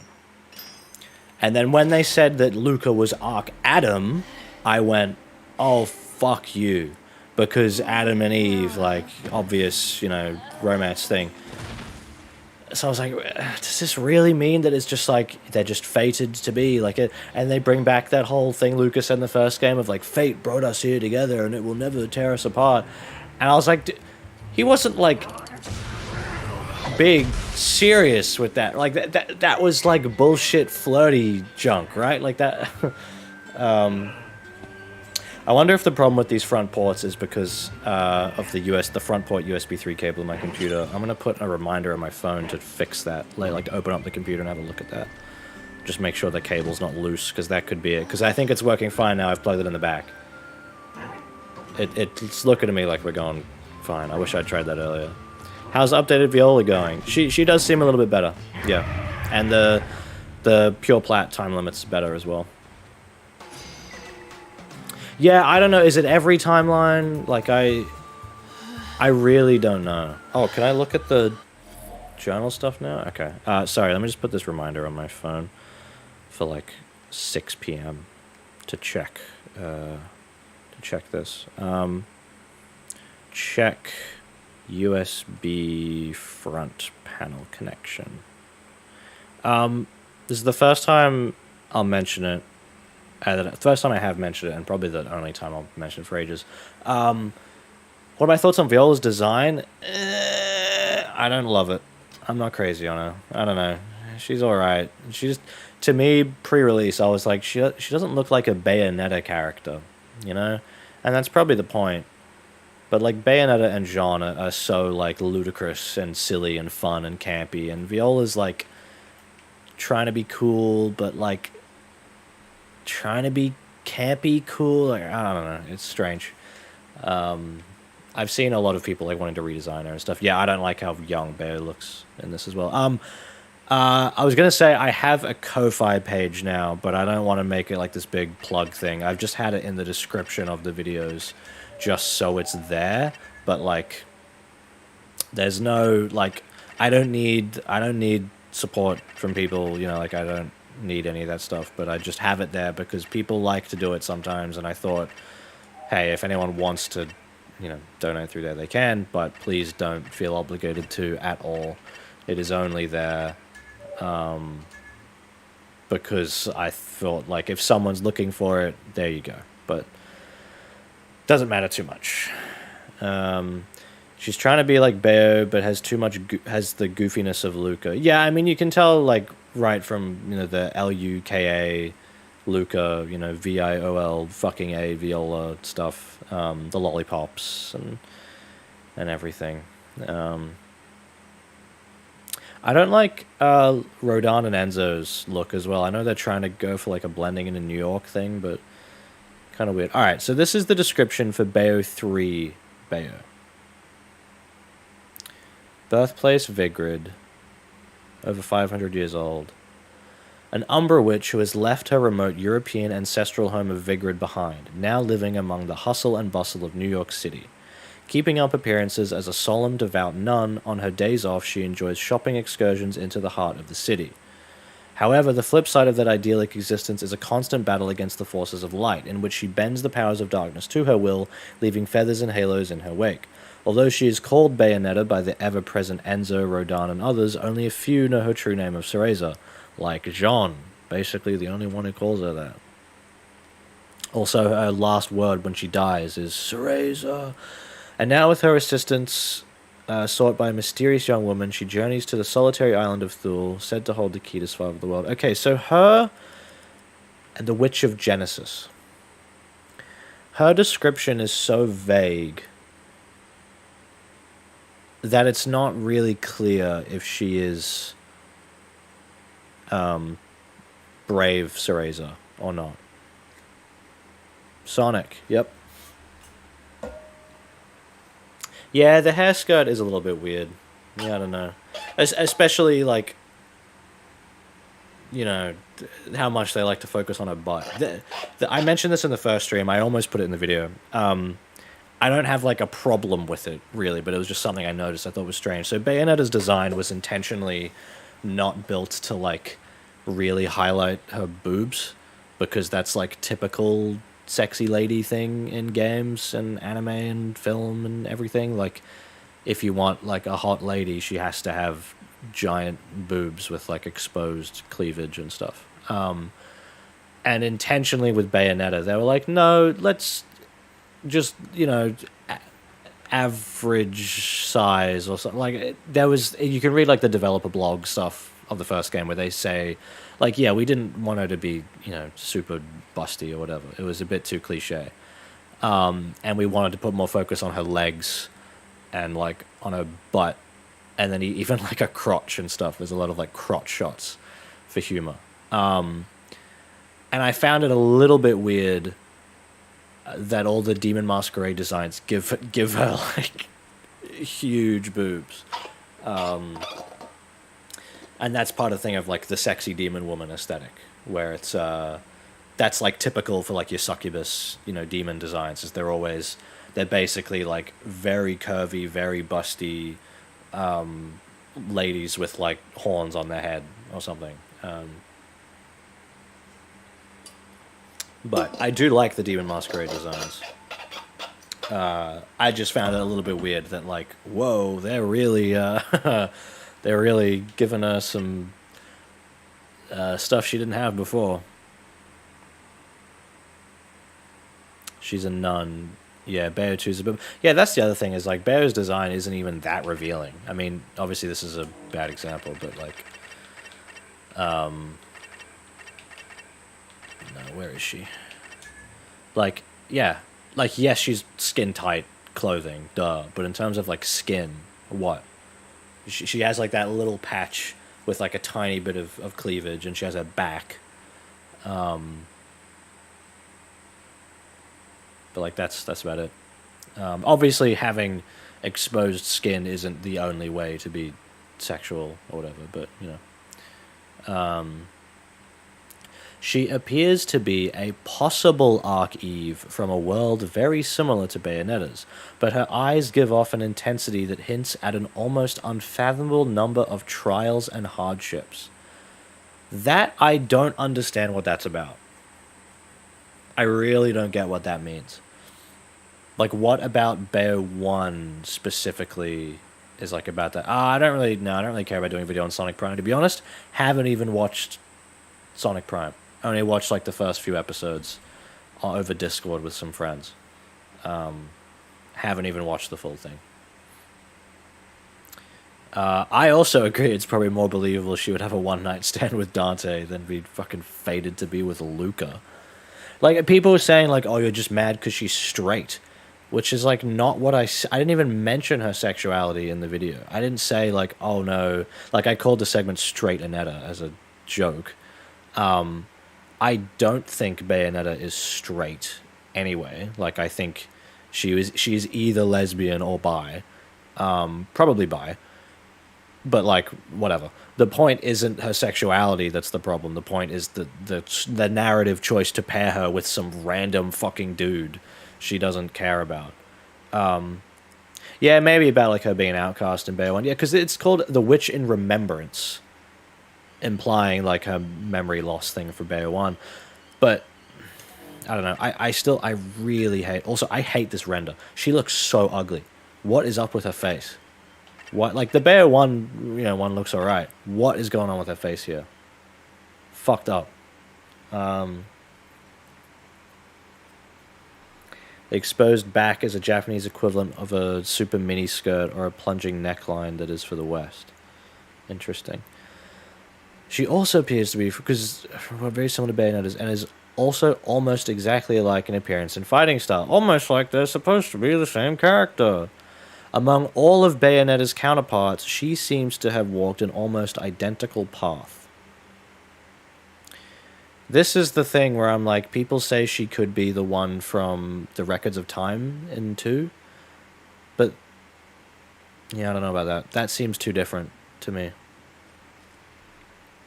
Bayo 3's makeup is bad. Yeah, no, I noticed that right from the start as well. Where I was like, whoa, she's like got a lot of stuff going on there.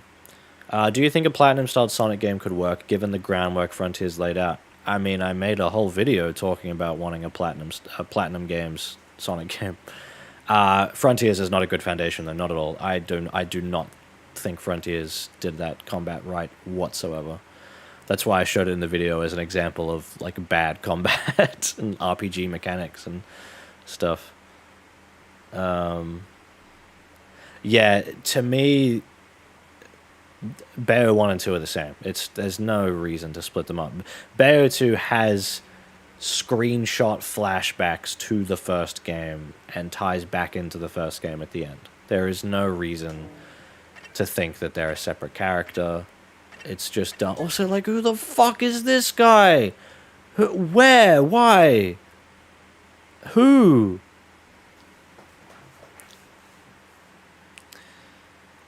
Happens to be an exact double for Luca. Not appearing to be a resident of Paradiso Inferno or the World of Chaos, he merely left behind mysterious words that left it unclear if he was friend or foe. Well, he's clearly not foe. He doesn't seem to be hurting anyone. Yeah, Bayonetta Origins, it'll explain it all. I just keep seeing people, guys, just wait for Bayo 4, it'll explain everything. Like, fuck off. Like, don't, no. That's not, This is what Marvel has done to people's brains. You can't criticize anything because the next one will explain. It's all set up for the next one, bro. Just wait for the next one, bro. Fuck off. Story should make sense on its own. Reside in a secluded corner of the human world and a counterpart of Luca.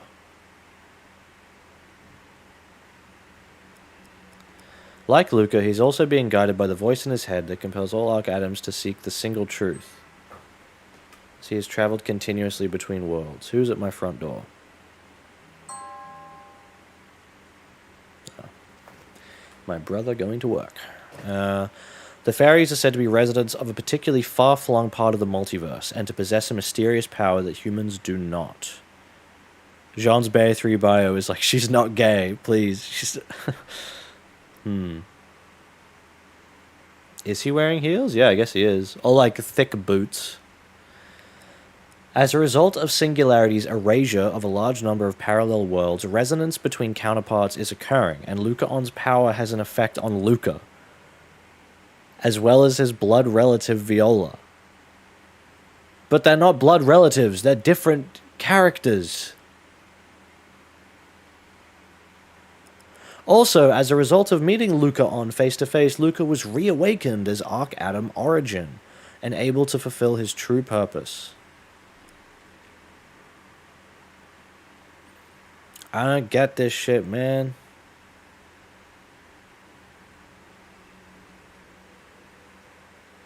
It's so weird. They do reference the fairies in the past games because the Onyx Roses in Bayo 1 talk about them slightly. Oh. The shotguns? Boss fights with Strata are fun. I like the boss fights. That's part of why I picked that chapter, actually, with Viola, because I want to fight him again. He's fun. An Umbra Witch who to... Okay, yeah, that's the... Oh, sorry, my webcam's in the way. This is the fucking kicker right here. An Umbra Witch who, together with Bayonetta, survived the witch hunts of 500 years ago. Or, you could argue... survived doesn't mean they were... that reads to me like they're saying they were in it together, but the way it says survived doesn't necessarily mean that she's oh, the Egypt one, yeah, I'll read that one too. The way it says survived doesn't necessarily mean that that she wasn't sealed away. She still survived because they're like the last two left. So she possesses magic power on par with that of Bayonetta and is able to expertly use a variety of magic arts. Jean is the only person Bayonetta trusts to watch her back, and they have saved each other's lives numerous times. That's crazy. While the path of Bayonetta's magical instruction has been rather unconventional, Jean has been trained in the orthodox Umbran way, and her battle style is both beautiful and exact. Normally, Jean spends her day as a high school teacher, but she occasionally dons a special mask to become Cutie J and protects humanity from otherworldly threats. That was maybe my favorite fucking part of the game, was seeing her turn into Cutie J. That was so cool. That, like, gave me goosebumps, and I was like, holy shit, like, no way! That was... I was very happy about that. Even her chant that she says, I don't remember if it's in Bayo 1, it is in Bayo 2. If you read her costume for Cutie J, it has the... Those distant hear the sound, those close by see the spectacle, for the Platinum Knight has arrived to defend the weak and innocent. That is written in Bayo 2. While Bayo takes on the task of retrieving the Chaos Gears, Jean infiltrates the facility to find Dr. Sigurd. Turn my webcam back on. Fucking Luca. Oh, well, hold on. Let's just... I'm really mad at you. I'll just sit up here for now.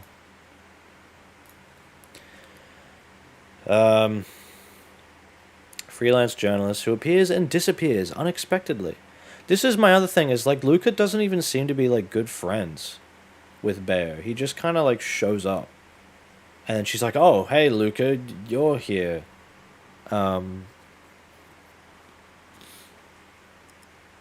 Well, I get, you could kind of argue a similar thing with Jean, even in this game. Like, when she shows up, she's like, "Whoa, Jean, save the chit-chat for later.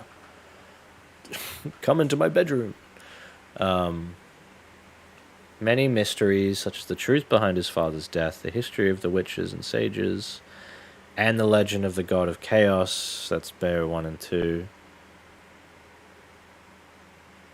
Whether aware of the world's imminent collapse or not, his drive to discover the truth has brought him to the previously undiscovered shores of Thule.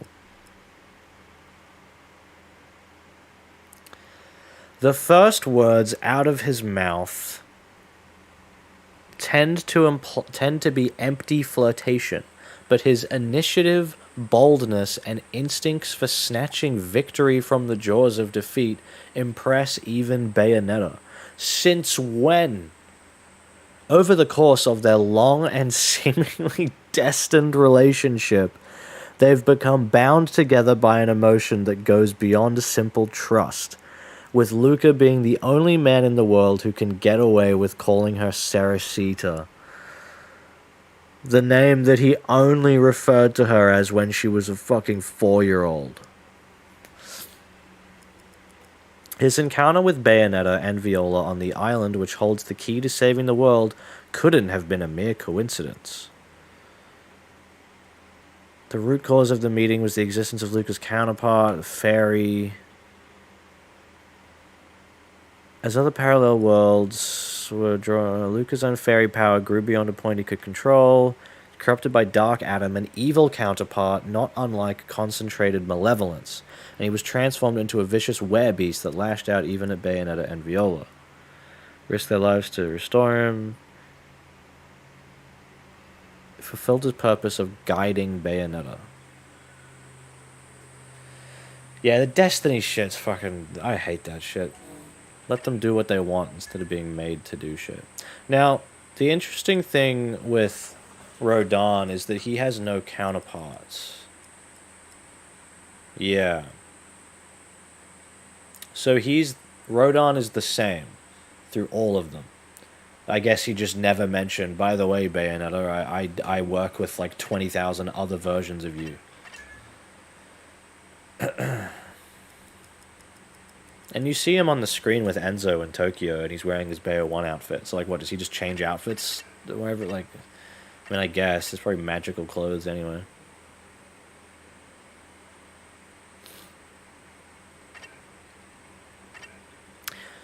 Yeah, I don't get the thing with Sigurd either. So was he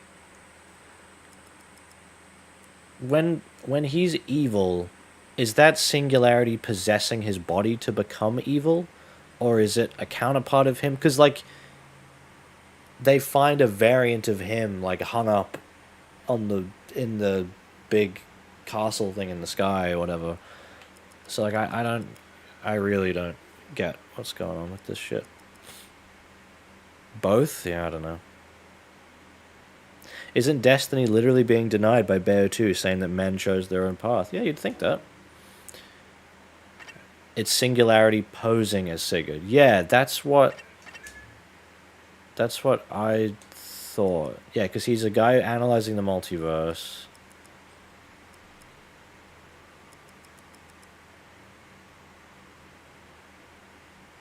I don't know.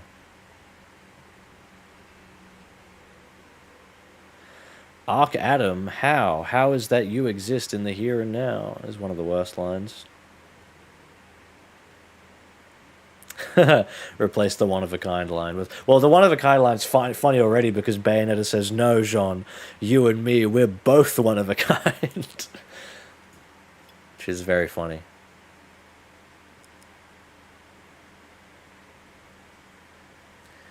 An anomaly occurred and a completely self-aware artificial human was created. Singularity.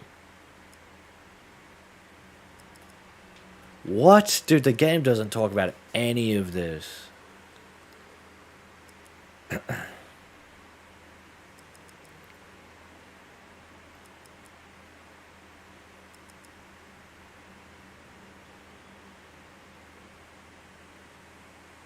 They don't even explain why he looks like Sigurd.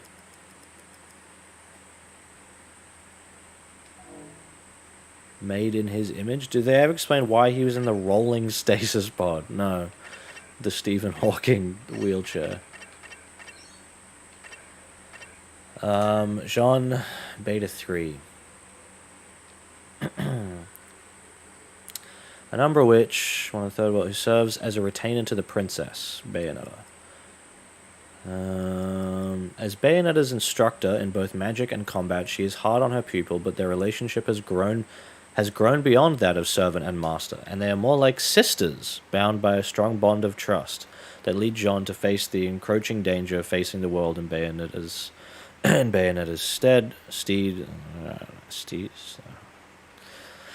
Going off to face this new enemy alone. Her noble spirit and strong mind make her the Archeve of her world, but she knows the true power that lies within the Bayonetta and lies within the Bayonetta, and yearns from the bottom of her heart for the princess to take her place as the true Archeve. I mean, calling them sisters is like, I mean, they're already referred to as Umbran sisters anyway. But yeah, these two, I was remember thinking like these guys have a pretty clear like. Okay, so I didn't make this clear when I first streamed the game.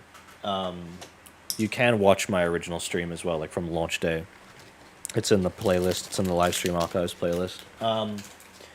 So I already knew. I think a lot of people kind of half knew. I already knew about the Luca shit before I played this game, unfortunately, because like a month or two before the game came out, someone had like the lyrics of All Fine, whatever, like the main awoken by whispers of destiny, like the main battle theme.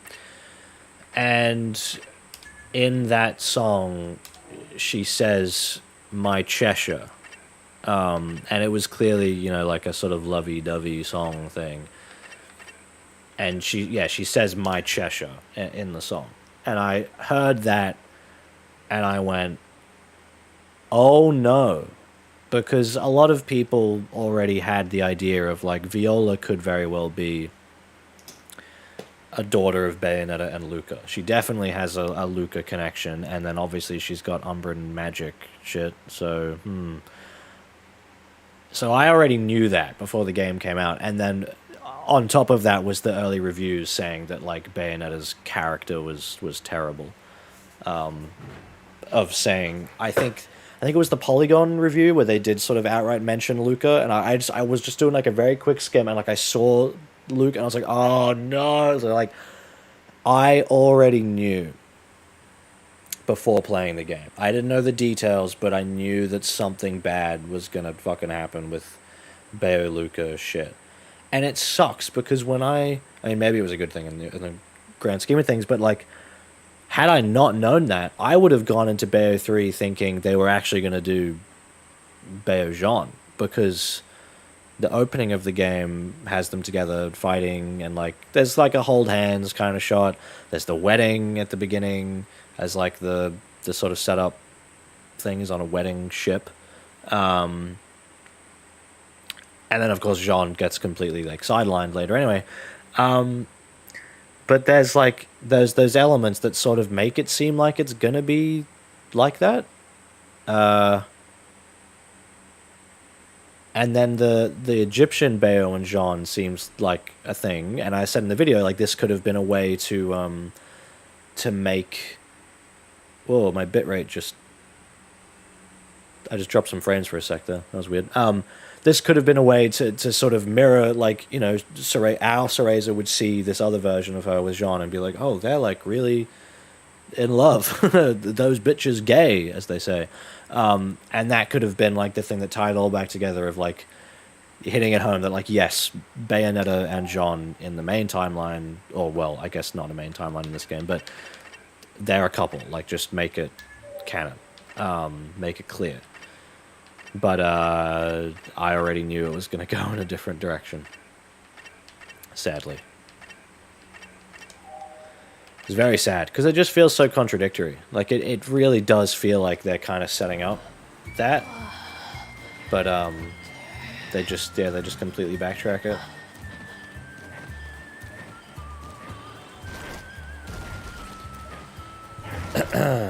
Also, I remember doing this section first and being like so confused at what I was supposed to do until I realized the controller started rumbling. Like, and the bell starts, or his tail starts shaking.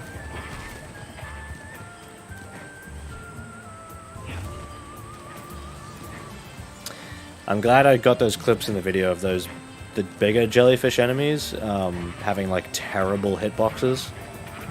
How they can just like attack you when you're nowhere near them. They're really bad. That would be a good thing for them to fix, is the enemy hitboxes. Are you guys gonna blow up? There we go. Ow. It's like right here, isn't it?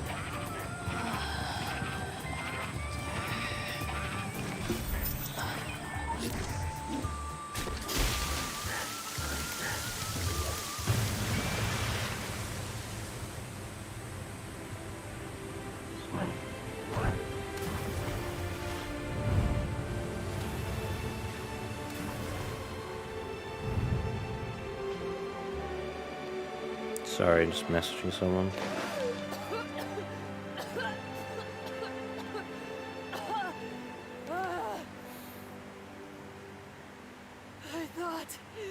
Yeah, sometimes Bayonetta just gets hit by shit where you're like, where, how, why?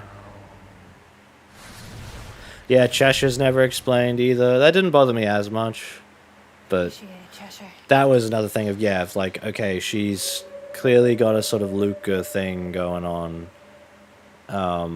You see in the trailer Luca like holding her face and stuff. She's got the Cheshire doll. Well, how would she have that? You know, it was the as the lyrics say in her song, the warning signs are written on the wall. Yeah. You know, I was already very worried narratively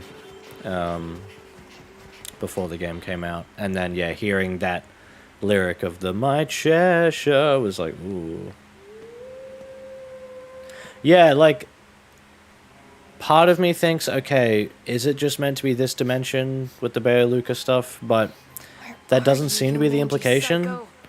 It seems like this fated thing across all fucking timelines, which really pisses me off.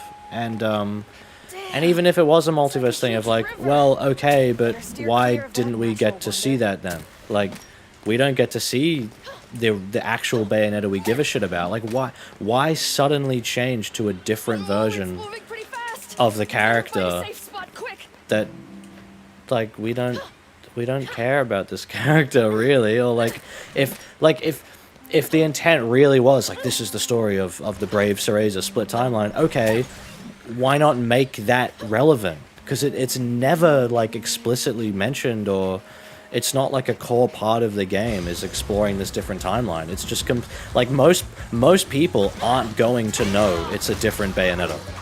Most people who play this game are going to think they're playing as the same one from the first two.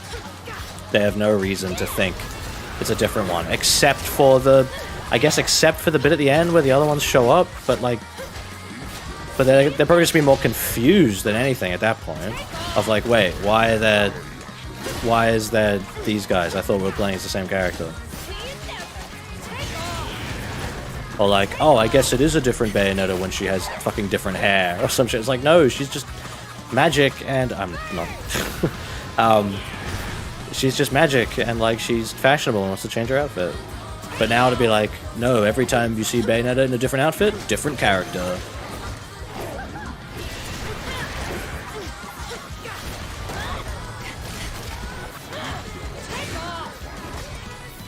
How did I not switch time off there?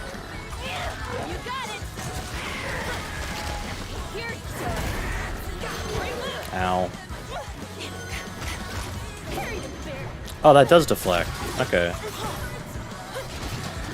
Okay, those arrow guys are fucking annoying. They like to hit off screen a lot. Whoops.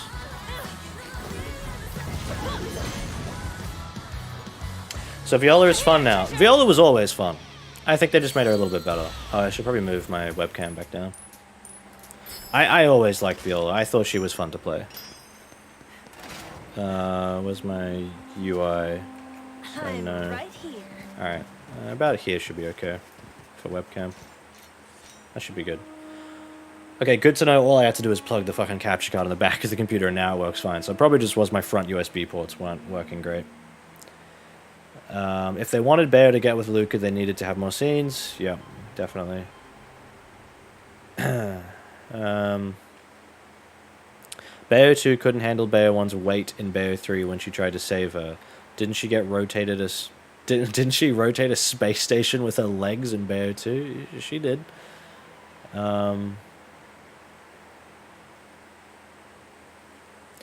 Yeah, I don't see a reason to have the different versions of the character in different games. I just think, like, why can't we just follow a character that we like and not have to change it?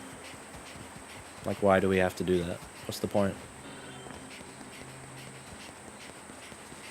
Yeah. Wow. And especially with how, like, subtle they are about it, where you're only going to know about this alternate timeline bullshit if you're, like, a Bayonetta hardcore fan.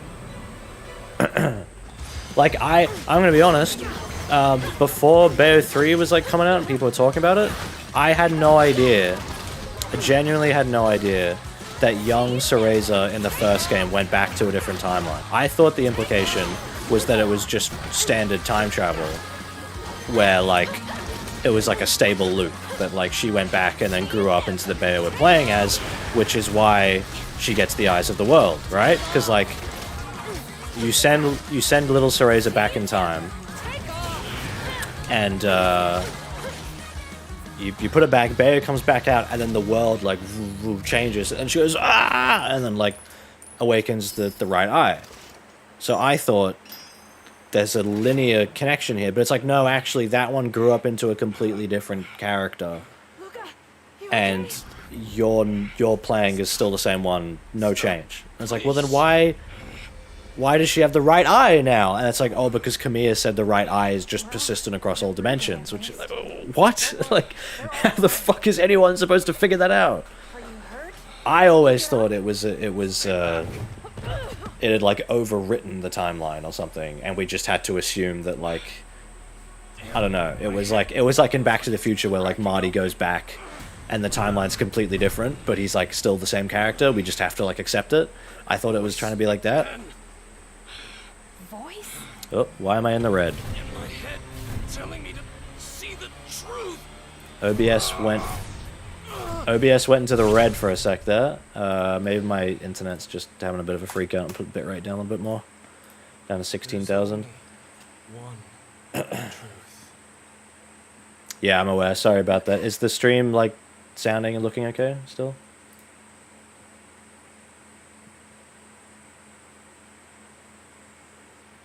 Looks okay to me.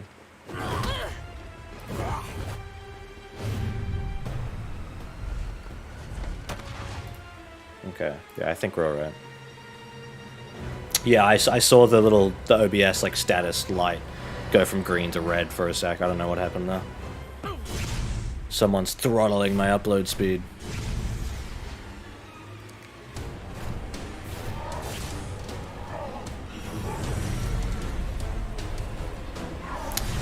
I wouldn't have a problem with different Bayonettas if Bayonetta didn't also happen to be one of the most charismatic and engaging lead characters in a video game ever made.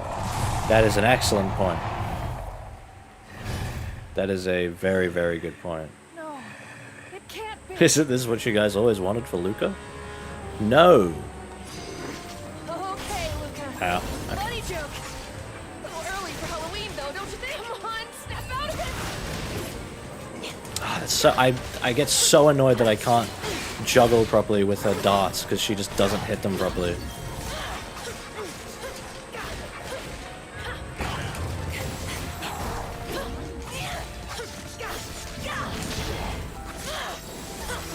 I genuinely really like the Strider fights. I think these are a lot of fun, and with Viola especially, I think her parry really, really sells it. I need to get good at figuring out like how to actually do cool shit with them, like juggling them and stuff. I've never DMC5 was like the action game where I really took the time to like properly learn like everything and get like pretty good at it and be able to like style on Virgil and stuff. Bayonetta, I need to like sort of go back and get really good at doing that shit because I played Bayo first before ever playing DMC. So then like by the time I got to DMC, I was already more familiar with that kind of game, and it was easier for me to like really invest the time. I have like almost 300 hours in DMC5, whereas the Bayonetta games, like I've never been able to like style on Boulder or anything. If I went back to DMC5 now, I wouldn't be able to do that. I've lost my muscle memory. But that's why the DMC5 footage you see in the video is very sparse, because I had to go back and record some and I was not playing well.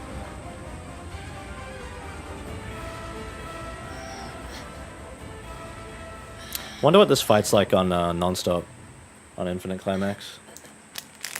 Also, yeah, why are the characters like Dante now? They just can get impaled and like they don't care.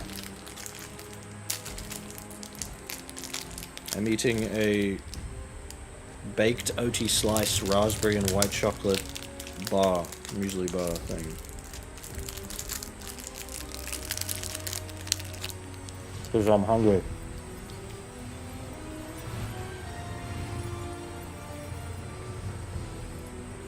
It's lunchtime. After lunchtime. It is weird Viola never gets any, like, no upgrades. Like, this is the only thing she gets, is this.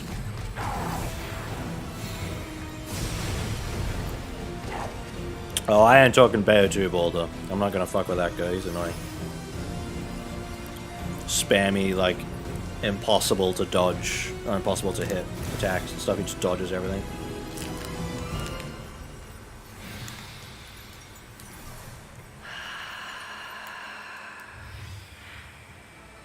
One second, Nero. Oh, I forgot what else this.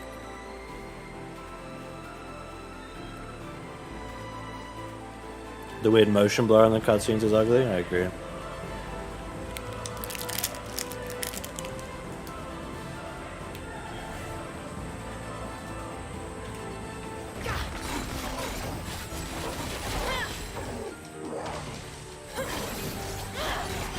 I wish this wasn't so spammy.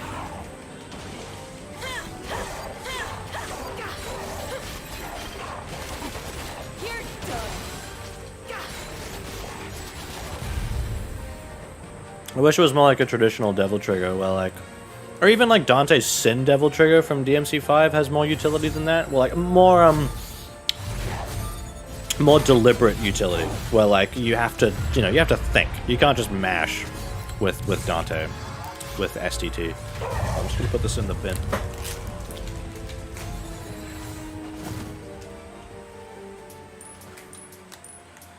Arse shot. They really did want her to be nearer, yeah.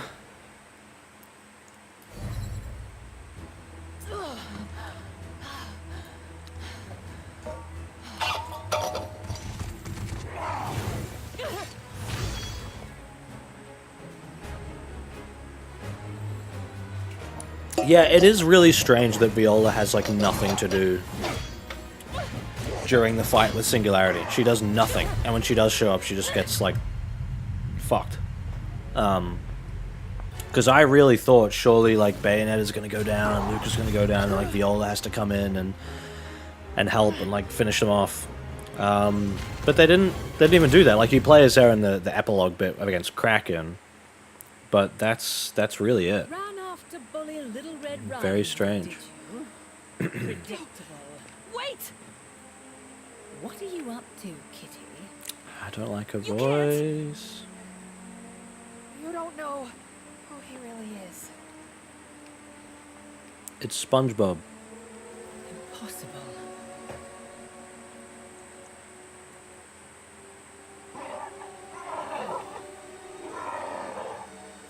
Yeah, I don't... Oh.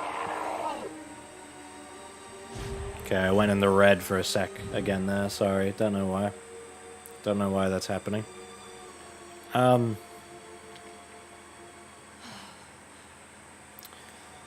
was I saying? Yeah, I don't get the Dark Eve thing. I don't understand what's going on there. Like, why is there another... Why did Bayonetta have, like, an evil thing that came out, but then she's, like, normal again at the end when you beat her? I don't get it. Stop Singularity. We might be able to help him. Might isn't good enough. And at any rate, I only have... It is... it's strange with her, like, connection with Viola in this game as well, that, like... I feel like most of the time Bayonetta's just, like, kind of bullying Viola. Like, she doesn't really do much to help her, and she's very, like, aggressive and mean to her. Pardon He me. means a lot to me too. He's a bit of a fool. And a reckless one at that. You're hearing an instrumental of the ending song right here. Kind of trouble. But he always pops back up with that foolish grin. Nice for the wear. Why does she look so ugly in this game? Her teeth, like the teeth are so If fucked. he doesn't pop back up this time, I'll have you tearing apart reality to find him. Got that? Bayo and Kitty? Luca from the Alphaverse. I I don't know. got it. Sir, yes, sir. Shit! Oh, I think the audio is desynced. Hold on. Should be better now.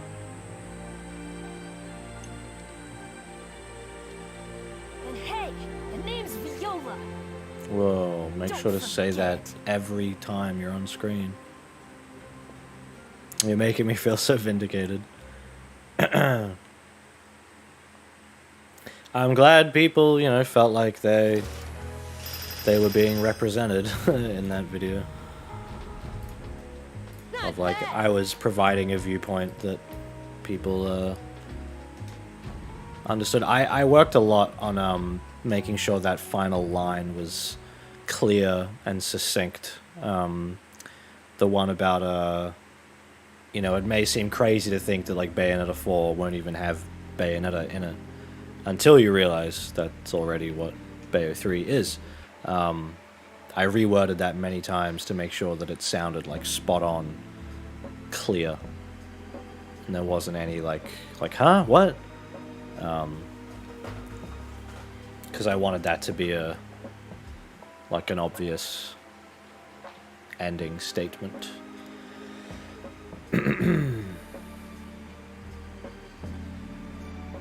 Wondering which chapter. Actually, I should try Witch Trials again. Let's do... We'll do Witch Trial 2 before I try 3 again.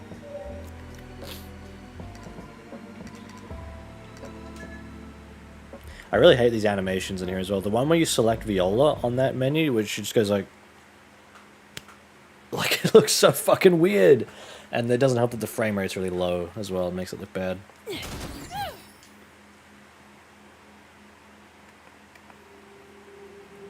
Yeah, her makeup is weird.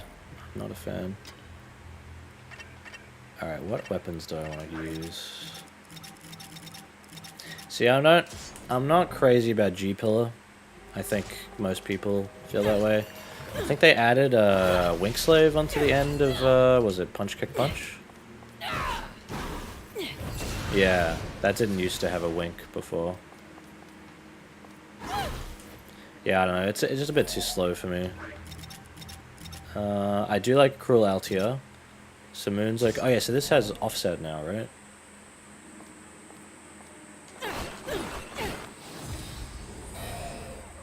Yeah, cool. Why was that not in the game to begin with? Hey. The claws on her feet with this weapon remind me of Sloth from Bayonetta 2. A little bit. Just the style of the demon claws. Even though I still really enjoyed the game, I gave it an 8 out of 10. Your review is completely on point. Yeah, like I like the game. If you guys if anyone's interested, I'll link my backlogged account, which is like letterboxed for games.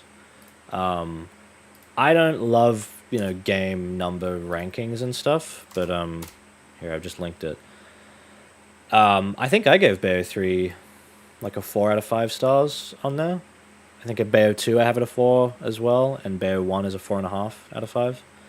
Because Bayo 2 and 3 have different strengths and weaknesses that sort of level them out a bit to me. I think I like 3 a little bit more than 2.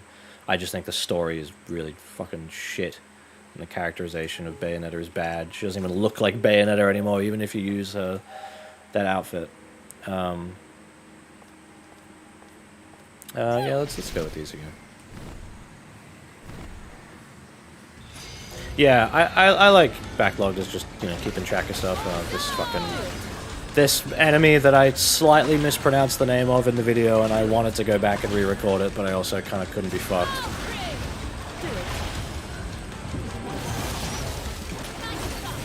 Oh no.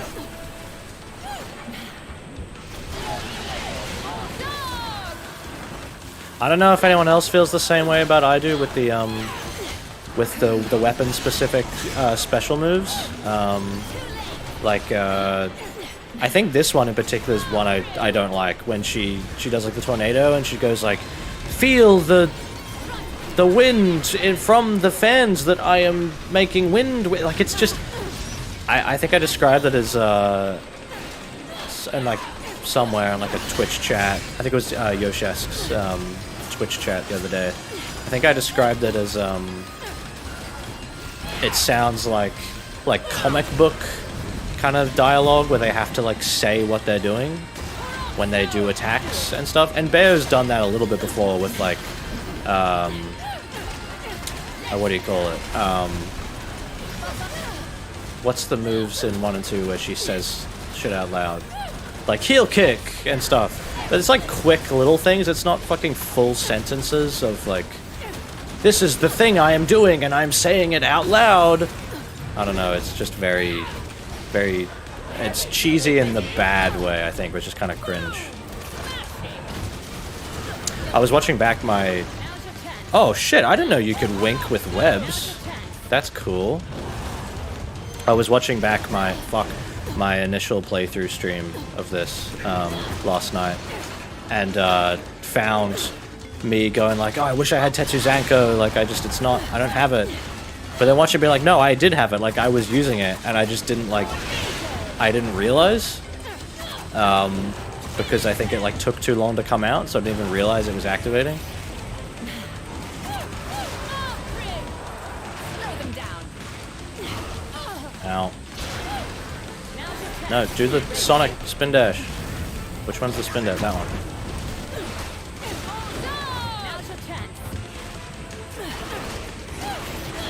I still really hate that they've changed lock on. That like really annoys me a lot. Matthew Matosis made a good point in his stream of this game that it's really annoying. Yeah, the infinite power and throw down's really bad. Yeah, it's really annoying the amount of enemies in this game that do the thing where they like jump off screen and then land back on top of you, and like how it's just kind of not fun. Like I don't think anyone likes that happening in games. It's just dumb. Yeah, sorry about the desync. It should be the capture card just does that sometimes. I just must not have noticed. I actually have audio from like my first playthrough that was slightly desynced. I had to like manually readjust it for the video.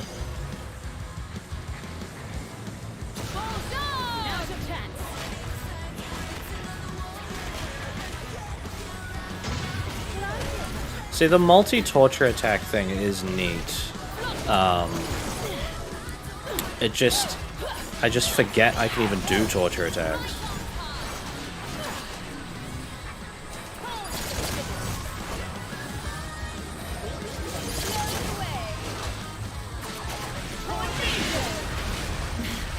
Oh shit. Ah, that's the bad one.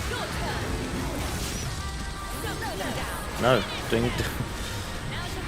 Wonder how many of my problems with the inputs in this are just because of the fucking Switch Pro controller being a little bit shit.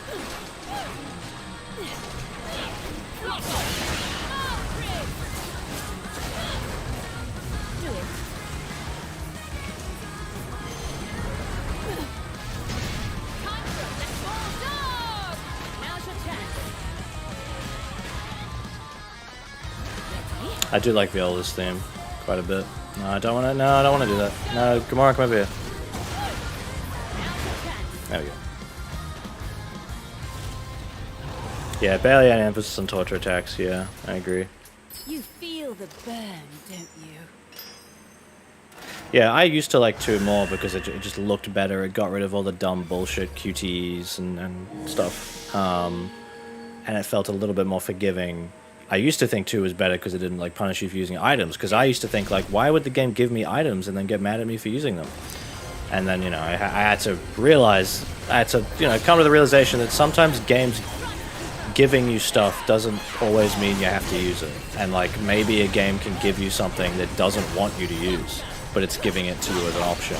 And it's just a thing of like, you know, player conditioning. Like, when a game gives you something, you're just expected to use it, and having to realize like, hey, a game might give me something and I can not use it, because like if I do use it, I'm kind of defeating the point of the game. Like, it's a skill-based action game, and yet here I am using fucking items to like bypass shit.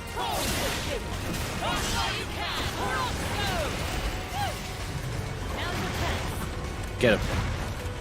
Launch him. Yeah! I do love that.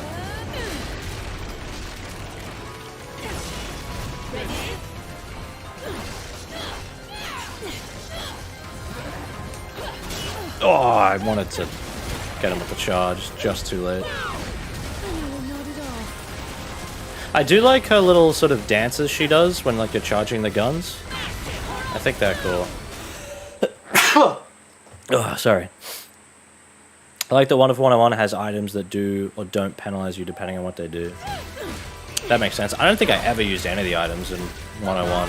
I think the only stuff I ever used like the currency for was to buy the the crafting stuff was to buy the credit card to buy upgrades. Oh yeah, Bayonetta 2's art direction is way better. And yeah, there is a lot of visual noise in 3, absolutely. Like music genre wise, I am a jazz guy. I basically 99% of the time I'm listening to jazz. I have like a big jazz playlist of swing, like big band swing and jazz fusion stuff. I've been listening a lot recently to like Japanese jazz fusion, T-Square stuff, and Dimension and Cassiope. And I love that shit. I'm itchy.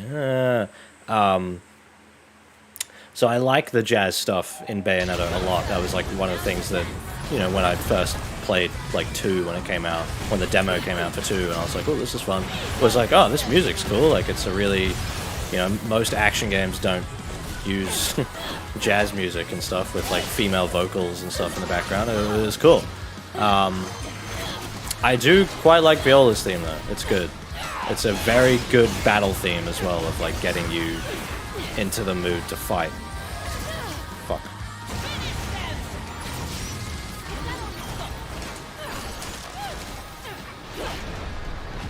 Wait, how did I weave from that? What? I didn't know she had a downward kick weave.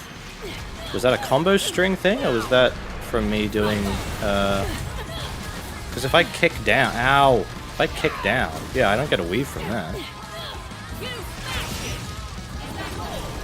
Weird, I don't know what I did to trigger that.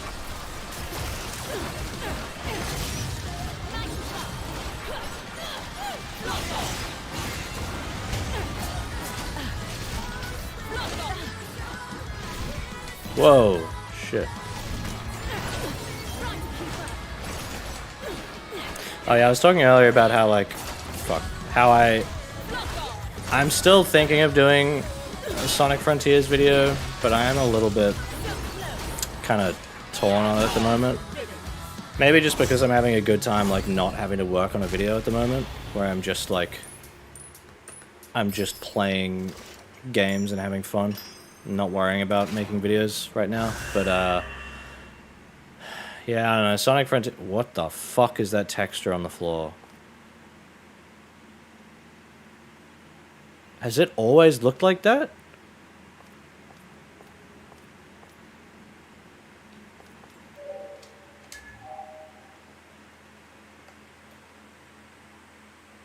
That's really bad.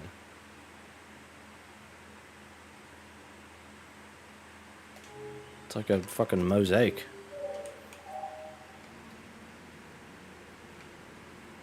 I guess you're not really gonna notice it, but like, damn, dude. Yeah, I don't know, the Frontiers video, I've lost a bit of motivation for it, where I'm just like, I haven't even finished the game because I think it's not good.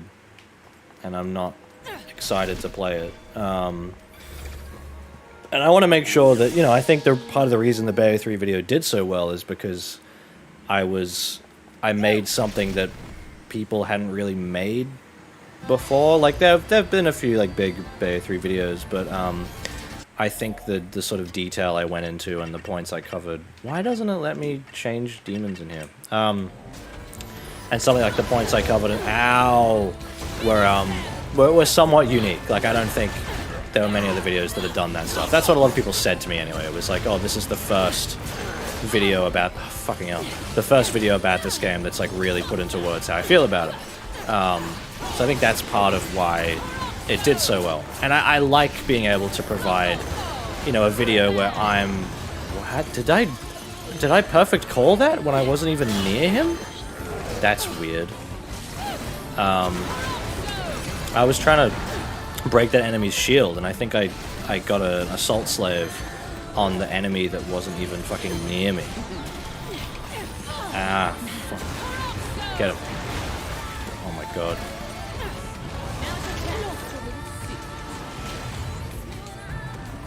Go.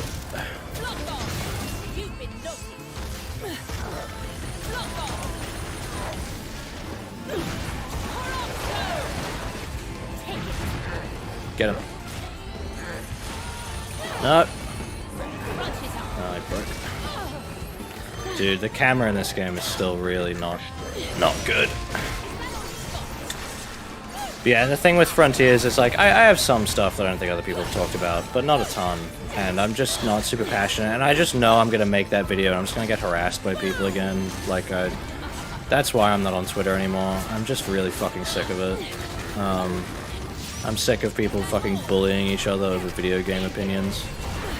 And the video is going to, like, talk about that as well, of, like, the toxicity from Sonic fans.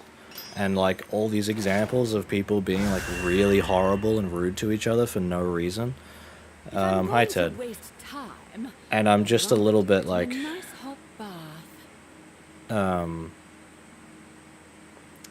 I'm just a bit,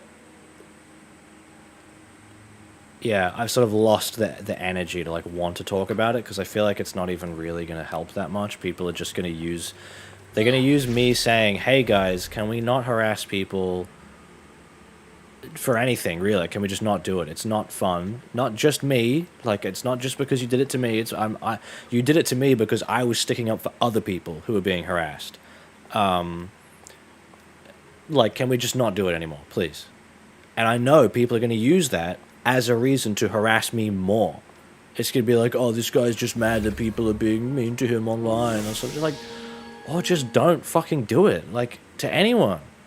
But I feel like it's going to fall on deaf ears. Somewhat. I've just been very disappointed with people in the Sonic community, as it's called. Who have, including some prolific people, just being awful. Like, I've had to unfollow people who I used to respect because they care more about defending a video game they like, a video game that's not good, in my opinion. They care more about that than they do about the feelings of real people. And it's really horrible.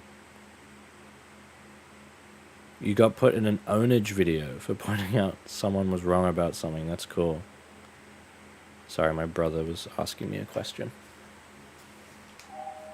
Don't know how much longer I want to stream for, because I'd like to play more Red Dead or Sea of Thieves, or maybe just clean the house a bit today.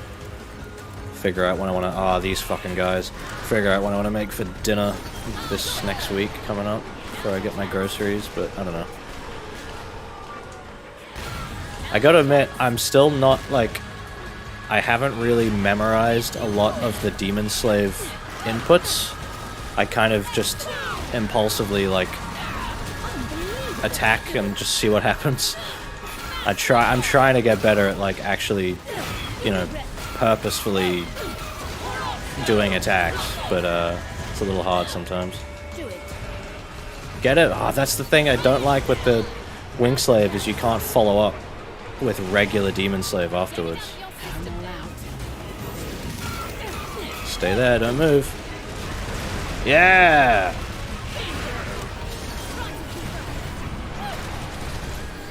Can't see.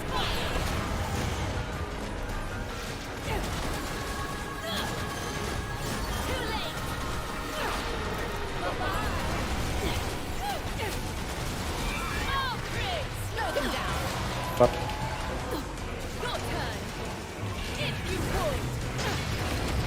Get out of here.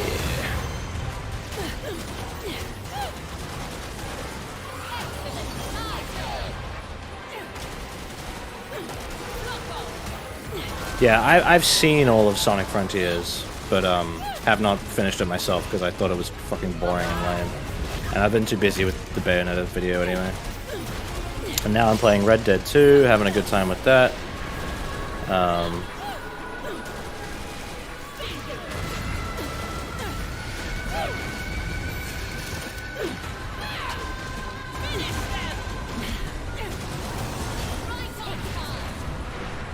Oh, yes. Nice. Yeah, Frontiers does basically nothing for me. I do not like it at all.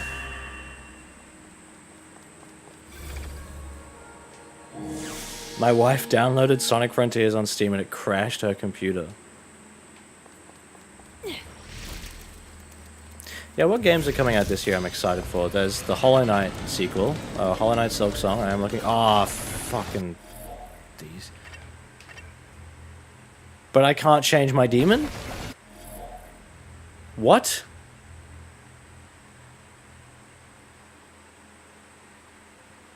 What am I supposed to do?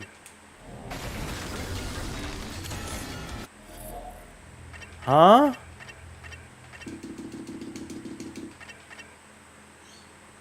But how?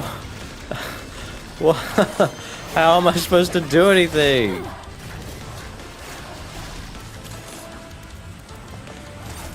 If I stand completely still? No. Alright. Fuck me, I guess. Jesus.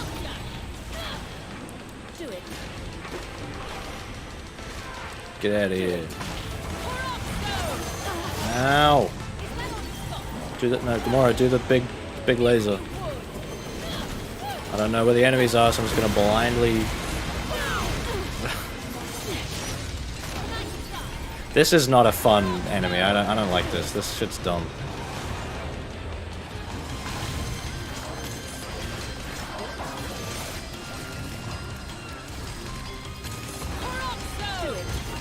Oh god. No! All eyes on me now. Get him. Get him. There we go. I swear her Umbran Spear equivalents in this game just don't have as much range as they did in 1 and 2. Tap dance.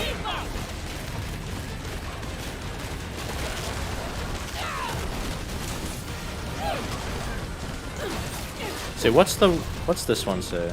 If I may, dance in the caress of the wind.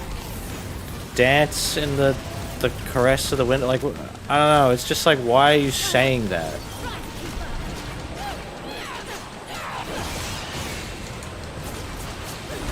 It's just very like generic kind of dialogue.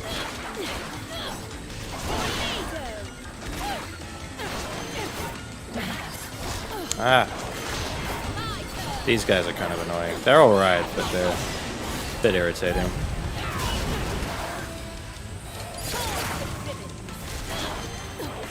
Ah, fuck, dodged too early there.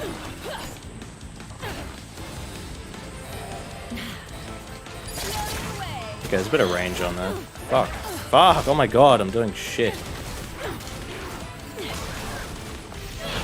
Yeah, one of the things I cut from the video was mentioning how the lock-on seems to break a lot, but that was another thing I couldn't like quite verify. I was like, maybe I was thinking of soft lock, where I'm not actually like hard locked on.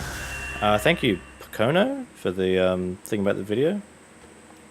Thank you. Yeah, I was sort of hoping like if anyone was checking out the video that maybe they'd see I was doing a sort of continuation stream thing after, kind of. Bayo should have dropped Gamora in the moment he sent her totally hetero life mates to hell. It is weird that Gamora causes shit again in this game. Like, she couldn't have summoned fucking Madama Butterfly at the end. Like, she had to stick with fucking the dragon that's like fucking killed her girlfriend. Or I guess didn't, but then also did because the description for Aurane mentions she slowly digests stuff in there, including Jean at one point. So like, what's that about? Is it the same? Well, she'd be all the demons are the same. But which Jean are we talking about? You know?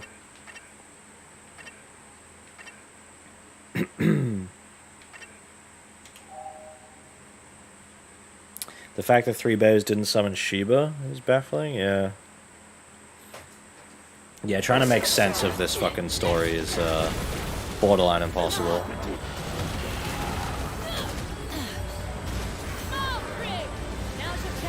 Get it.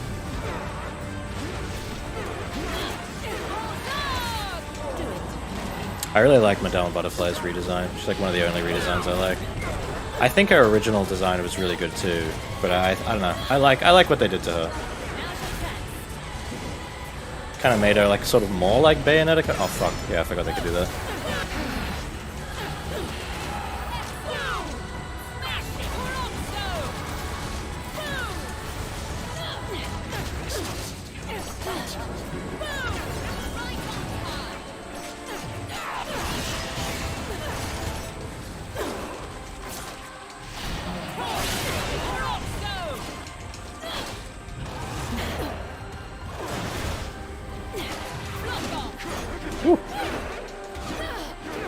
Why does he have Virgil Doppelganger?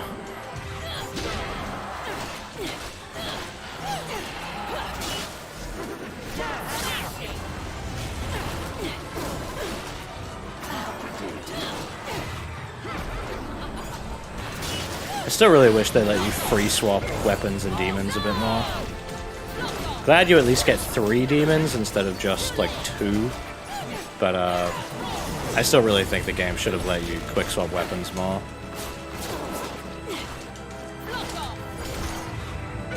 Ah.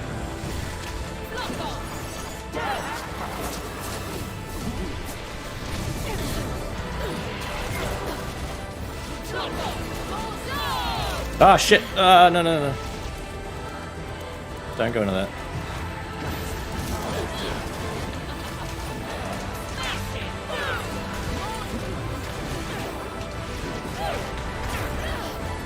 Did anyone get a kick out of that,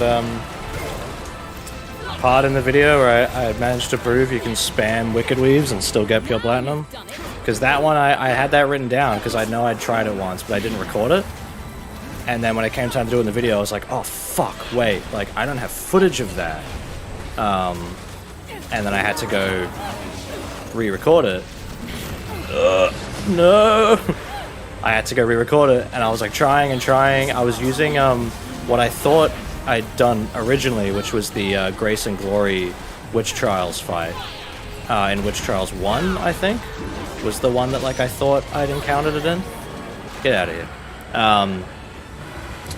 And I couldn't do it. I'd get so close every time, and I was like, I swear you could just spam Tetsuzanko and Heel Stomp and still get pure platinum. And then I thought, oh, maybe it's because I'm in a fight where I have Demon Slave, and that's like fucking with it. It's expecting me to be using Demon Slave for like higher score, like threshold. So I went to an indoor fight where I couldn't use Demon Slave and have the score affected because of it. And then, yeah, like first try, spam Wicked Weaves, pure plat, immediately. So that's cool, that there's like just no penalty for that shit at all. Ah, fuck, oh, I saw it. This is why I kind of wish they had those rotating clock hands back, so I had something of an idea of how long I have for witch time.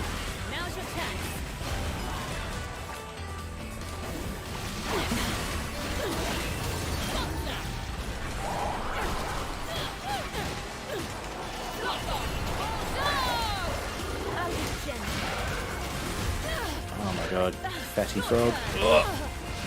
Not doing good. Let's just fucking do this stupid shit. Yeah, it's so weird that like Bayo 1 has like a score decay system, and I'm pretty sure 2 does as well.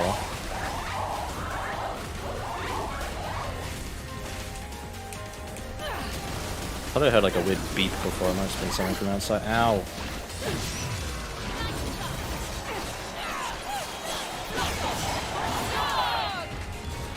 Whoops. What the fuck?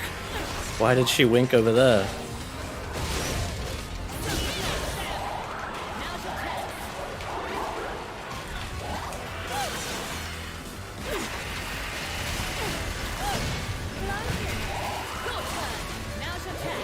Whoa.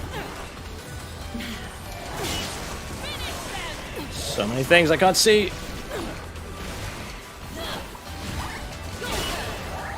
Get her.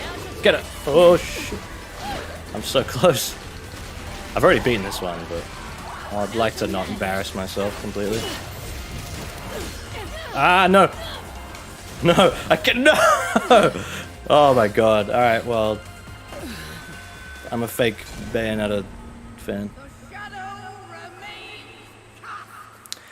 Yeah, Astral Chain's ranking system is very weird, and I would say quite bad. The ranking system in Astral Chain... Oh, let's play as John this time. Astral Chain's ranking system expects you to basically just use all of your moves, and then you get, like, S rank. It doesn't care if you take damage, it doesn't care if you use items, it doesn't care how long you take, I don't think. It's just, like... Use your toolkit, and you get the best rank. It's a bit bizarre to me. I don't really get it.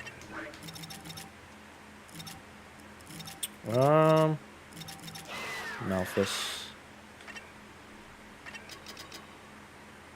Why does it keep telling me I have shit to read in here? Oh. I've already done that. I already had them all.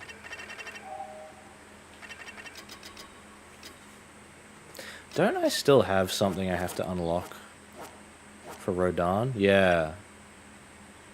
Shall we dance? I have to use that a few times. No damage plus time bonus usually gives you enough points for an S plus and Astral Chain anyway.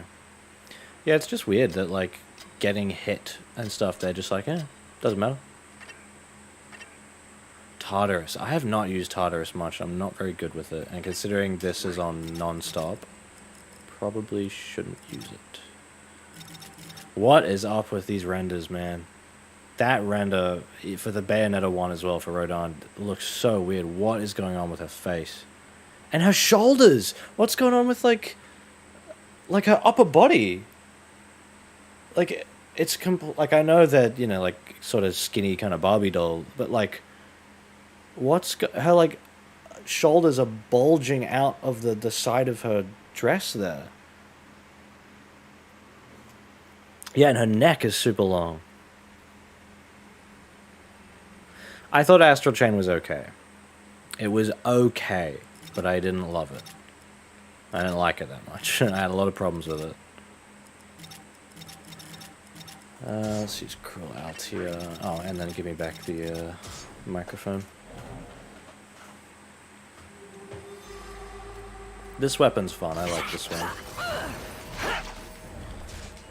It's weird going back to Jean and being like, oh yeah, it's Jean. Like, it's her voice. Yeah, I know a lot of people really don't like Jean's outfit in this game. I don't hate it, but it is a bit weird. It's a little too similar to her Bayo 2 look for me, I think. I love her Bayo 2 look, but I just... Okay, that was a lot of fucking damage. I forgot about that. I love her Bayo 2 look. I just think, you know, if you're going to make them look different, make them look different.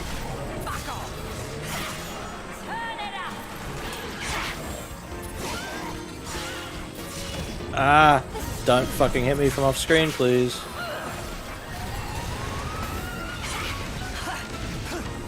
I really hate... I think most fans of this game agree that these fucking snail, like, mollusk enemies are the worst.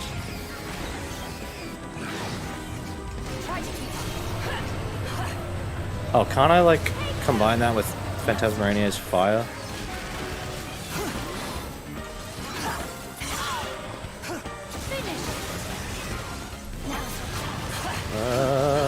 At least with Jean I can spam dodge if I have to. Oh shit, Arana's gone fucking rogue.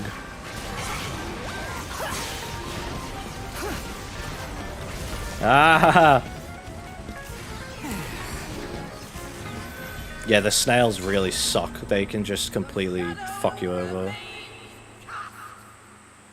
Because they have like no wind up to their attacks properly. Like their whole body is a hitbox. Caramel chocolate brownie cheesecake. I would eat that. Yeah, just mail it to me. I should probably have something to eat soon for lunch. It's 3 o'clock in the afternoon. Ugh.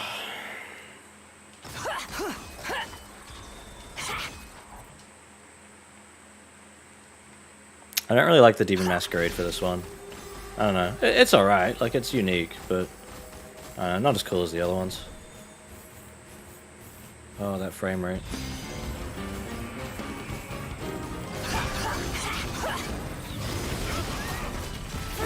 Fucking hell, dude. Like, these guys suck.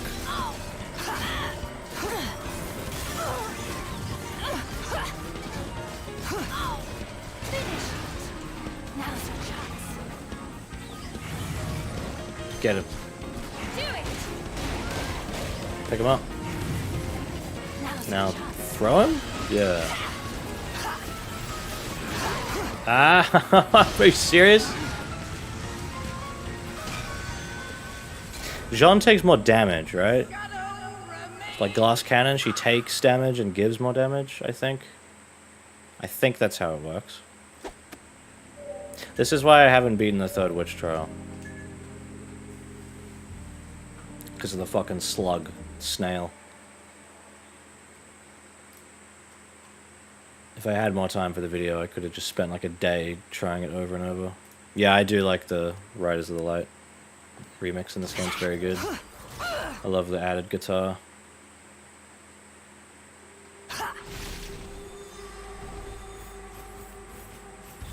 Let's use the train. Interesting. Yeah, let's go for the fucking... Try to go for the snail first. Do it. Good idea. Unleash it.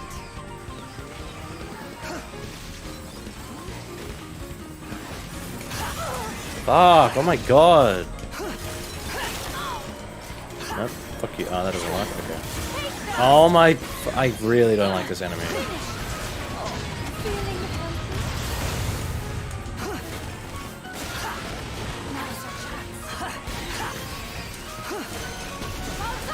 I'm just gonna spam fucking freeze it.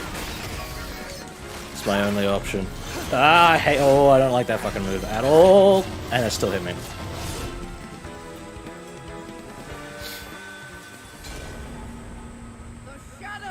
Use the train demon and spam the 360 gun move for the snail. Does big damage. Alright, let's try that. I probably should call the stream soon, because I do want to eat something, and then I guess figure out what I want to do for the rest of the day. I could just play more Red Dead, but I kind of want to play Sea of Thieves. I mean, I could stream Sea of Thieves, but I need to go eat something, so... And it is called the Bayonetta 3 patch 120 stream, so...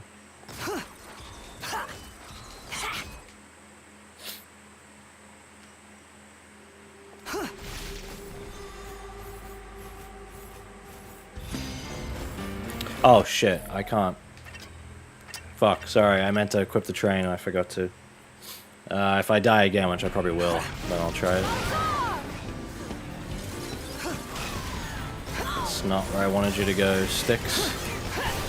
Like Styx the Badger from Sonic Boom, who's now canon in the games. That's so cool. Thank you, Sonic team.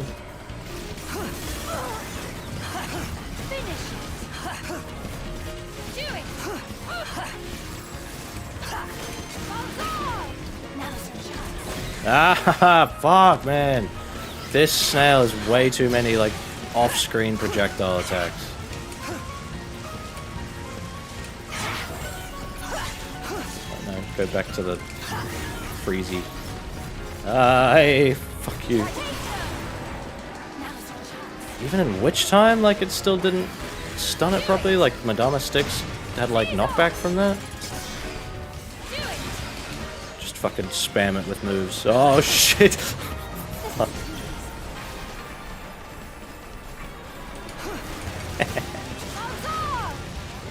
fuck, fuck, fuck, fuck, fuck, fuck, fuck, fuck. Oh, now she's mad.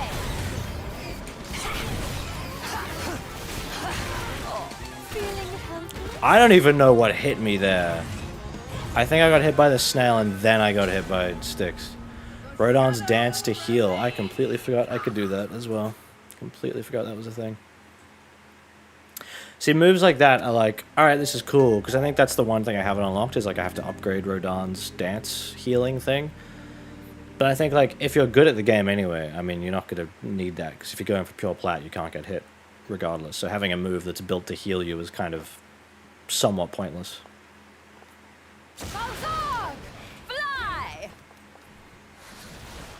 Alright, let's change to the train. We'll get the train and we'll get Rodon. I fucking love they just put a train in the game, by the way, as a weapon. Or as a demon. I think that's so dumb. But really cool. Why did the sound not play? That's weird. Yeah, because I think it was like, oh, I had to use this a few more times before it would let me, Like, can't I stop it? Before it would let me, upgrade it again. This is a fun move, though. I do like this a lot. That's what I'm talking I think that's cute.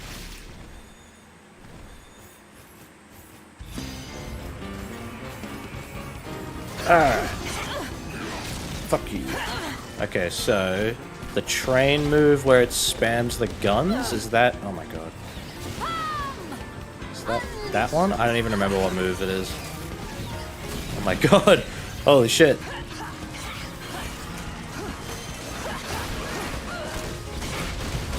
Oh, the train's gonna fucking get pissed. No, I'm alright.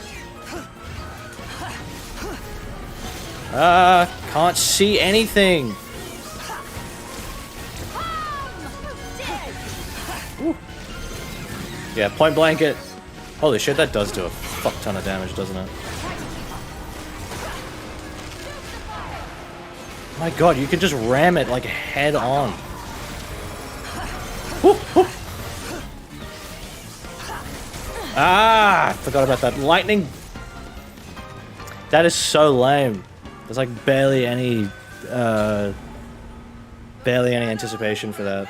Especially on that like camera angle where I couldn't quite see it from the top.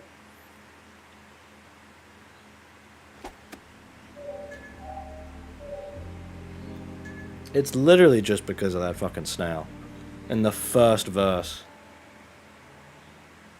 How annoying.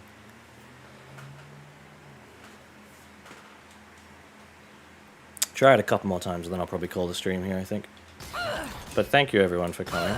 And I hope that the VOD people were able to skip past all the technical issue bullshit and still get something out of this.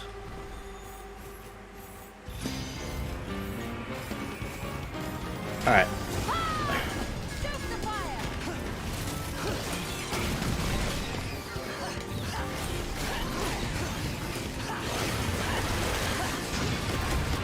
Get out of here.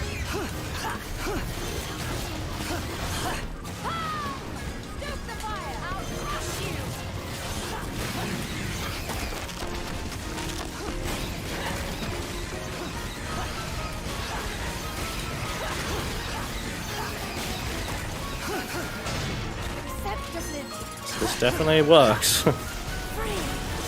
Ah, except when it fucking hits me with that shit. No, don't do that.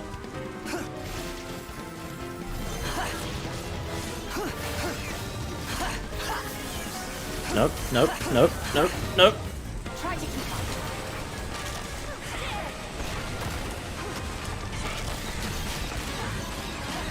Come on.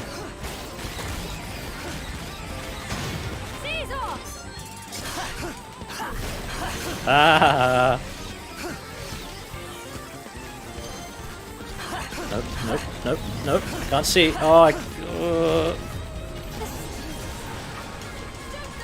Get him. Go. Oh. He's right there. Get him. No. I'm out of magic. Give me some magic. Come on. Thank you. No, over there. Over there. There we go. Get him. Yeah. All right. Now I just have to not get killed by this one enemy.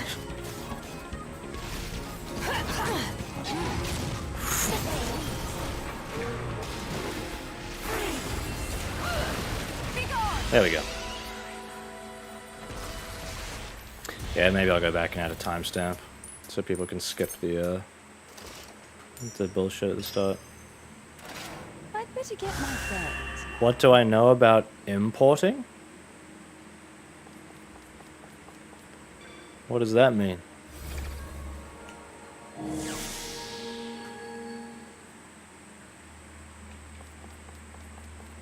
Like my job for work, where I build tools to import files into Unreal.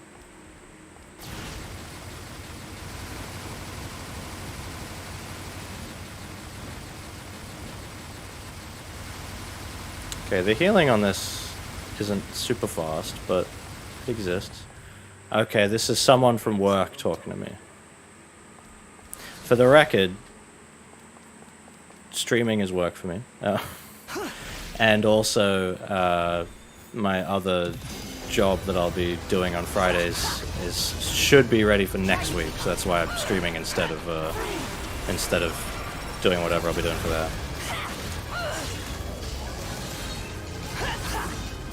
Oh shit. Okay, still take a fuck ton of damage. Now's your chance. Now's your chance.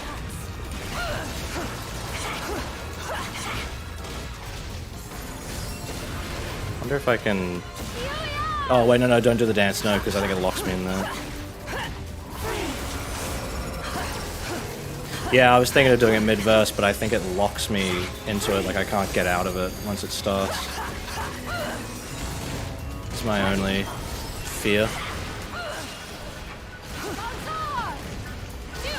Ah! That, I remember that move in Bayo 2 was really bad. It had like no anticipation frames at all. It would just come out. Now that's right wire. Get him. I'm only using this move because I'm desperate. There we go. Fuck off.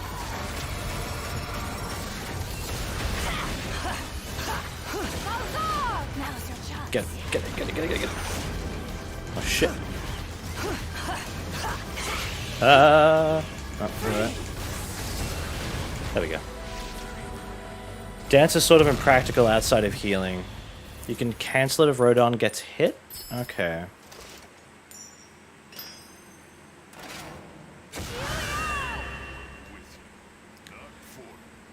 Oh, pardon me.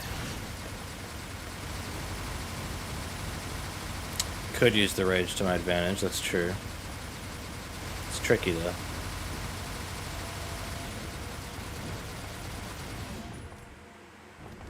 That's what I'm talking about. Wonder if I can get that final upgrade now. What? Oh, I have to hit enemies with it for it to count. Well, I probably don't want to be trying that in here. In the Witch Trials, it's on non-stop difficulty. What? I just killed him.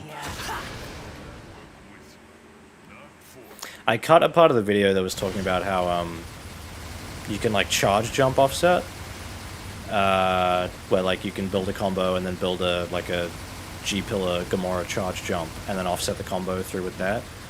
I also mentioned how people found out you can like Demon Slave offset, like you can go like punch, yeah, like I think I might have been doing it there, I don't know, probably not. Oh, that would probably work too, yeah, if I just canceled, if I just switched demons partway through, like if I heal a little bit here, do that for a little bit. And then switch over to Madama sticks. Don't fall off. Okay. Alright, yeah, that works. That makes sense. Yeah, I cut apart just talking about that because it wasn't like super important and it kind of broke the pace of the video a little bit. And it was more of just me like just saying something that existed in the game rather than like really offering much about it. I was basically just saying like, oh, you know, there's quite a lot of like hidden depth here that I still have yet to learn, which is fun and that's good.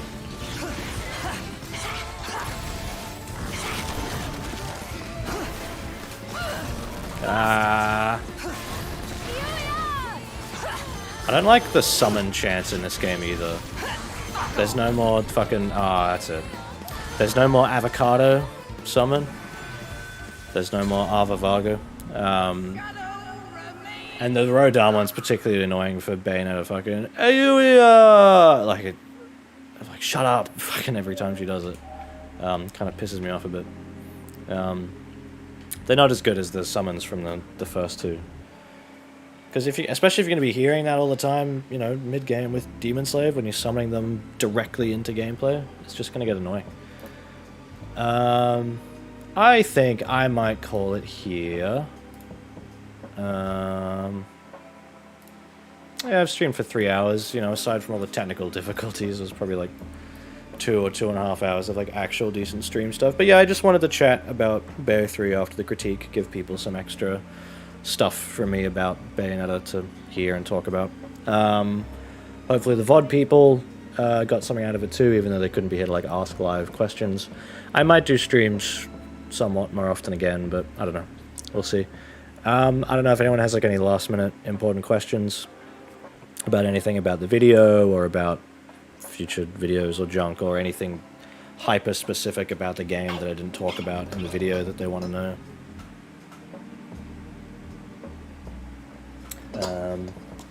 Because otherwise, that's about it, I think. I'm not forgetting anything like important that I wanted to say on here. I don't think so. I'm not going to need that OBS plugin thing now because all I have to do is plug the capture card into the back of my computer and it works fine. Yeah, cool. Alright, well, we'll call it there. Again, next video might be Sonic Frontiers, but probably not for a while because I want to have a break. I want to continue playing Red Dead and tear down. I want to get to Sekiro. That's about it. Cool. Well, thank you very much for coming, everyone. I would say keep in touch on Twitter, but I'm not really using Twitter that much anymore. I mainly just use it for anything to do with videos. I try to just stick with that and like retweeting other people's cool stuff. Join the Discord if you want to keep in touch more. I talk a decent amount in there, not like 24/7, but I'm in there. I always ramble for too long at the end of these, so that's it. Cool. Thank you very much, everyone. See you next time. Play Outer Wilds. Here, I'll even put it on at the end so you can see it. Bye.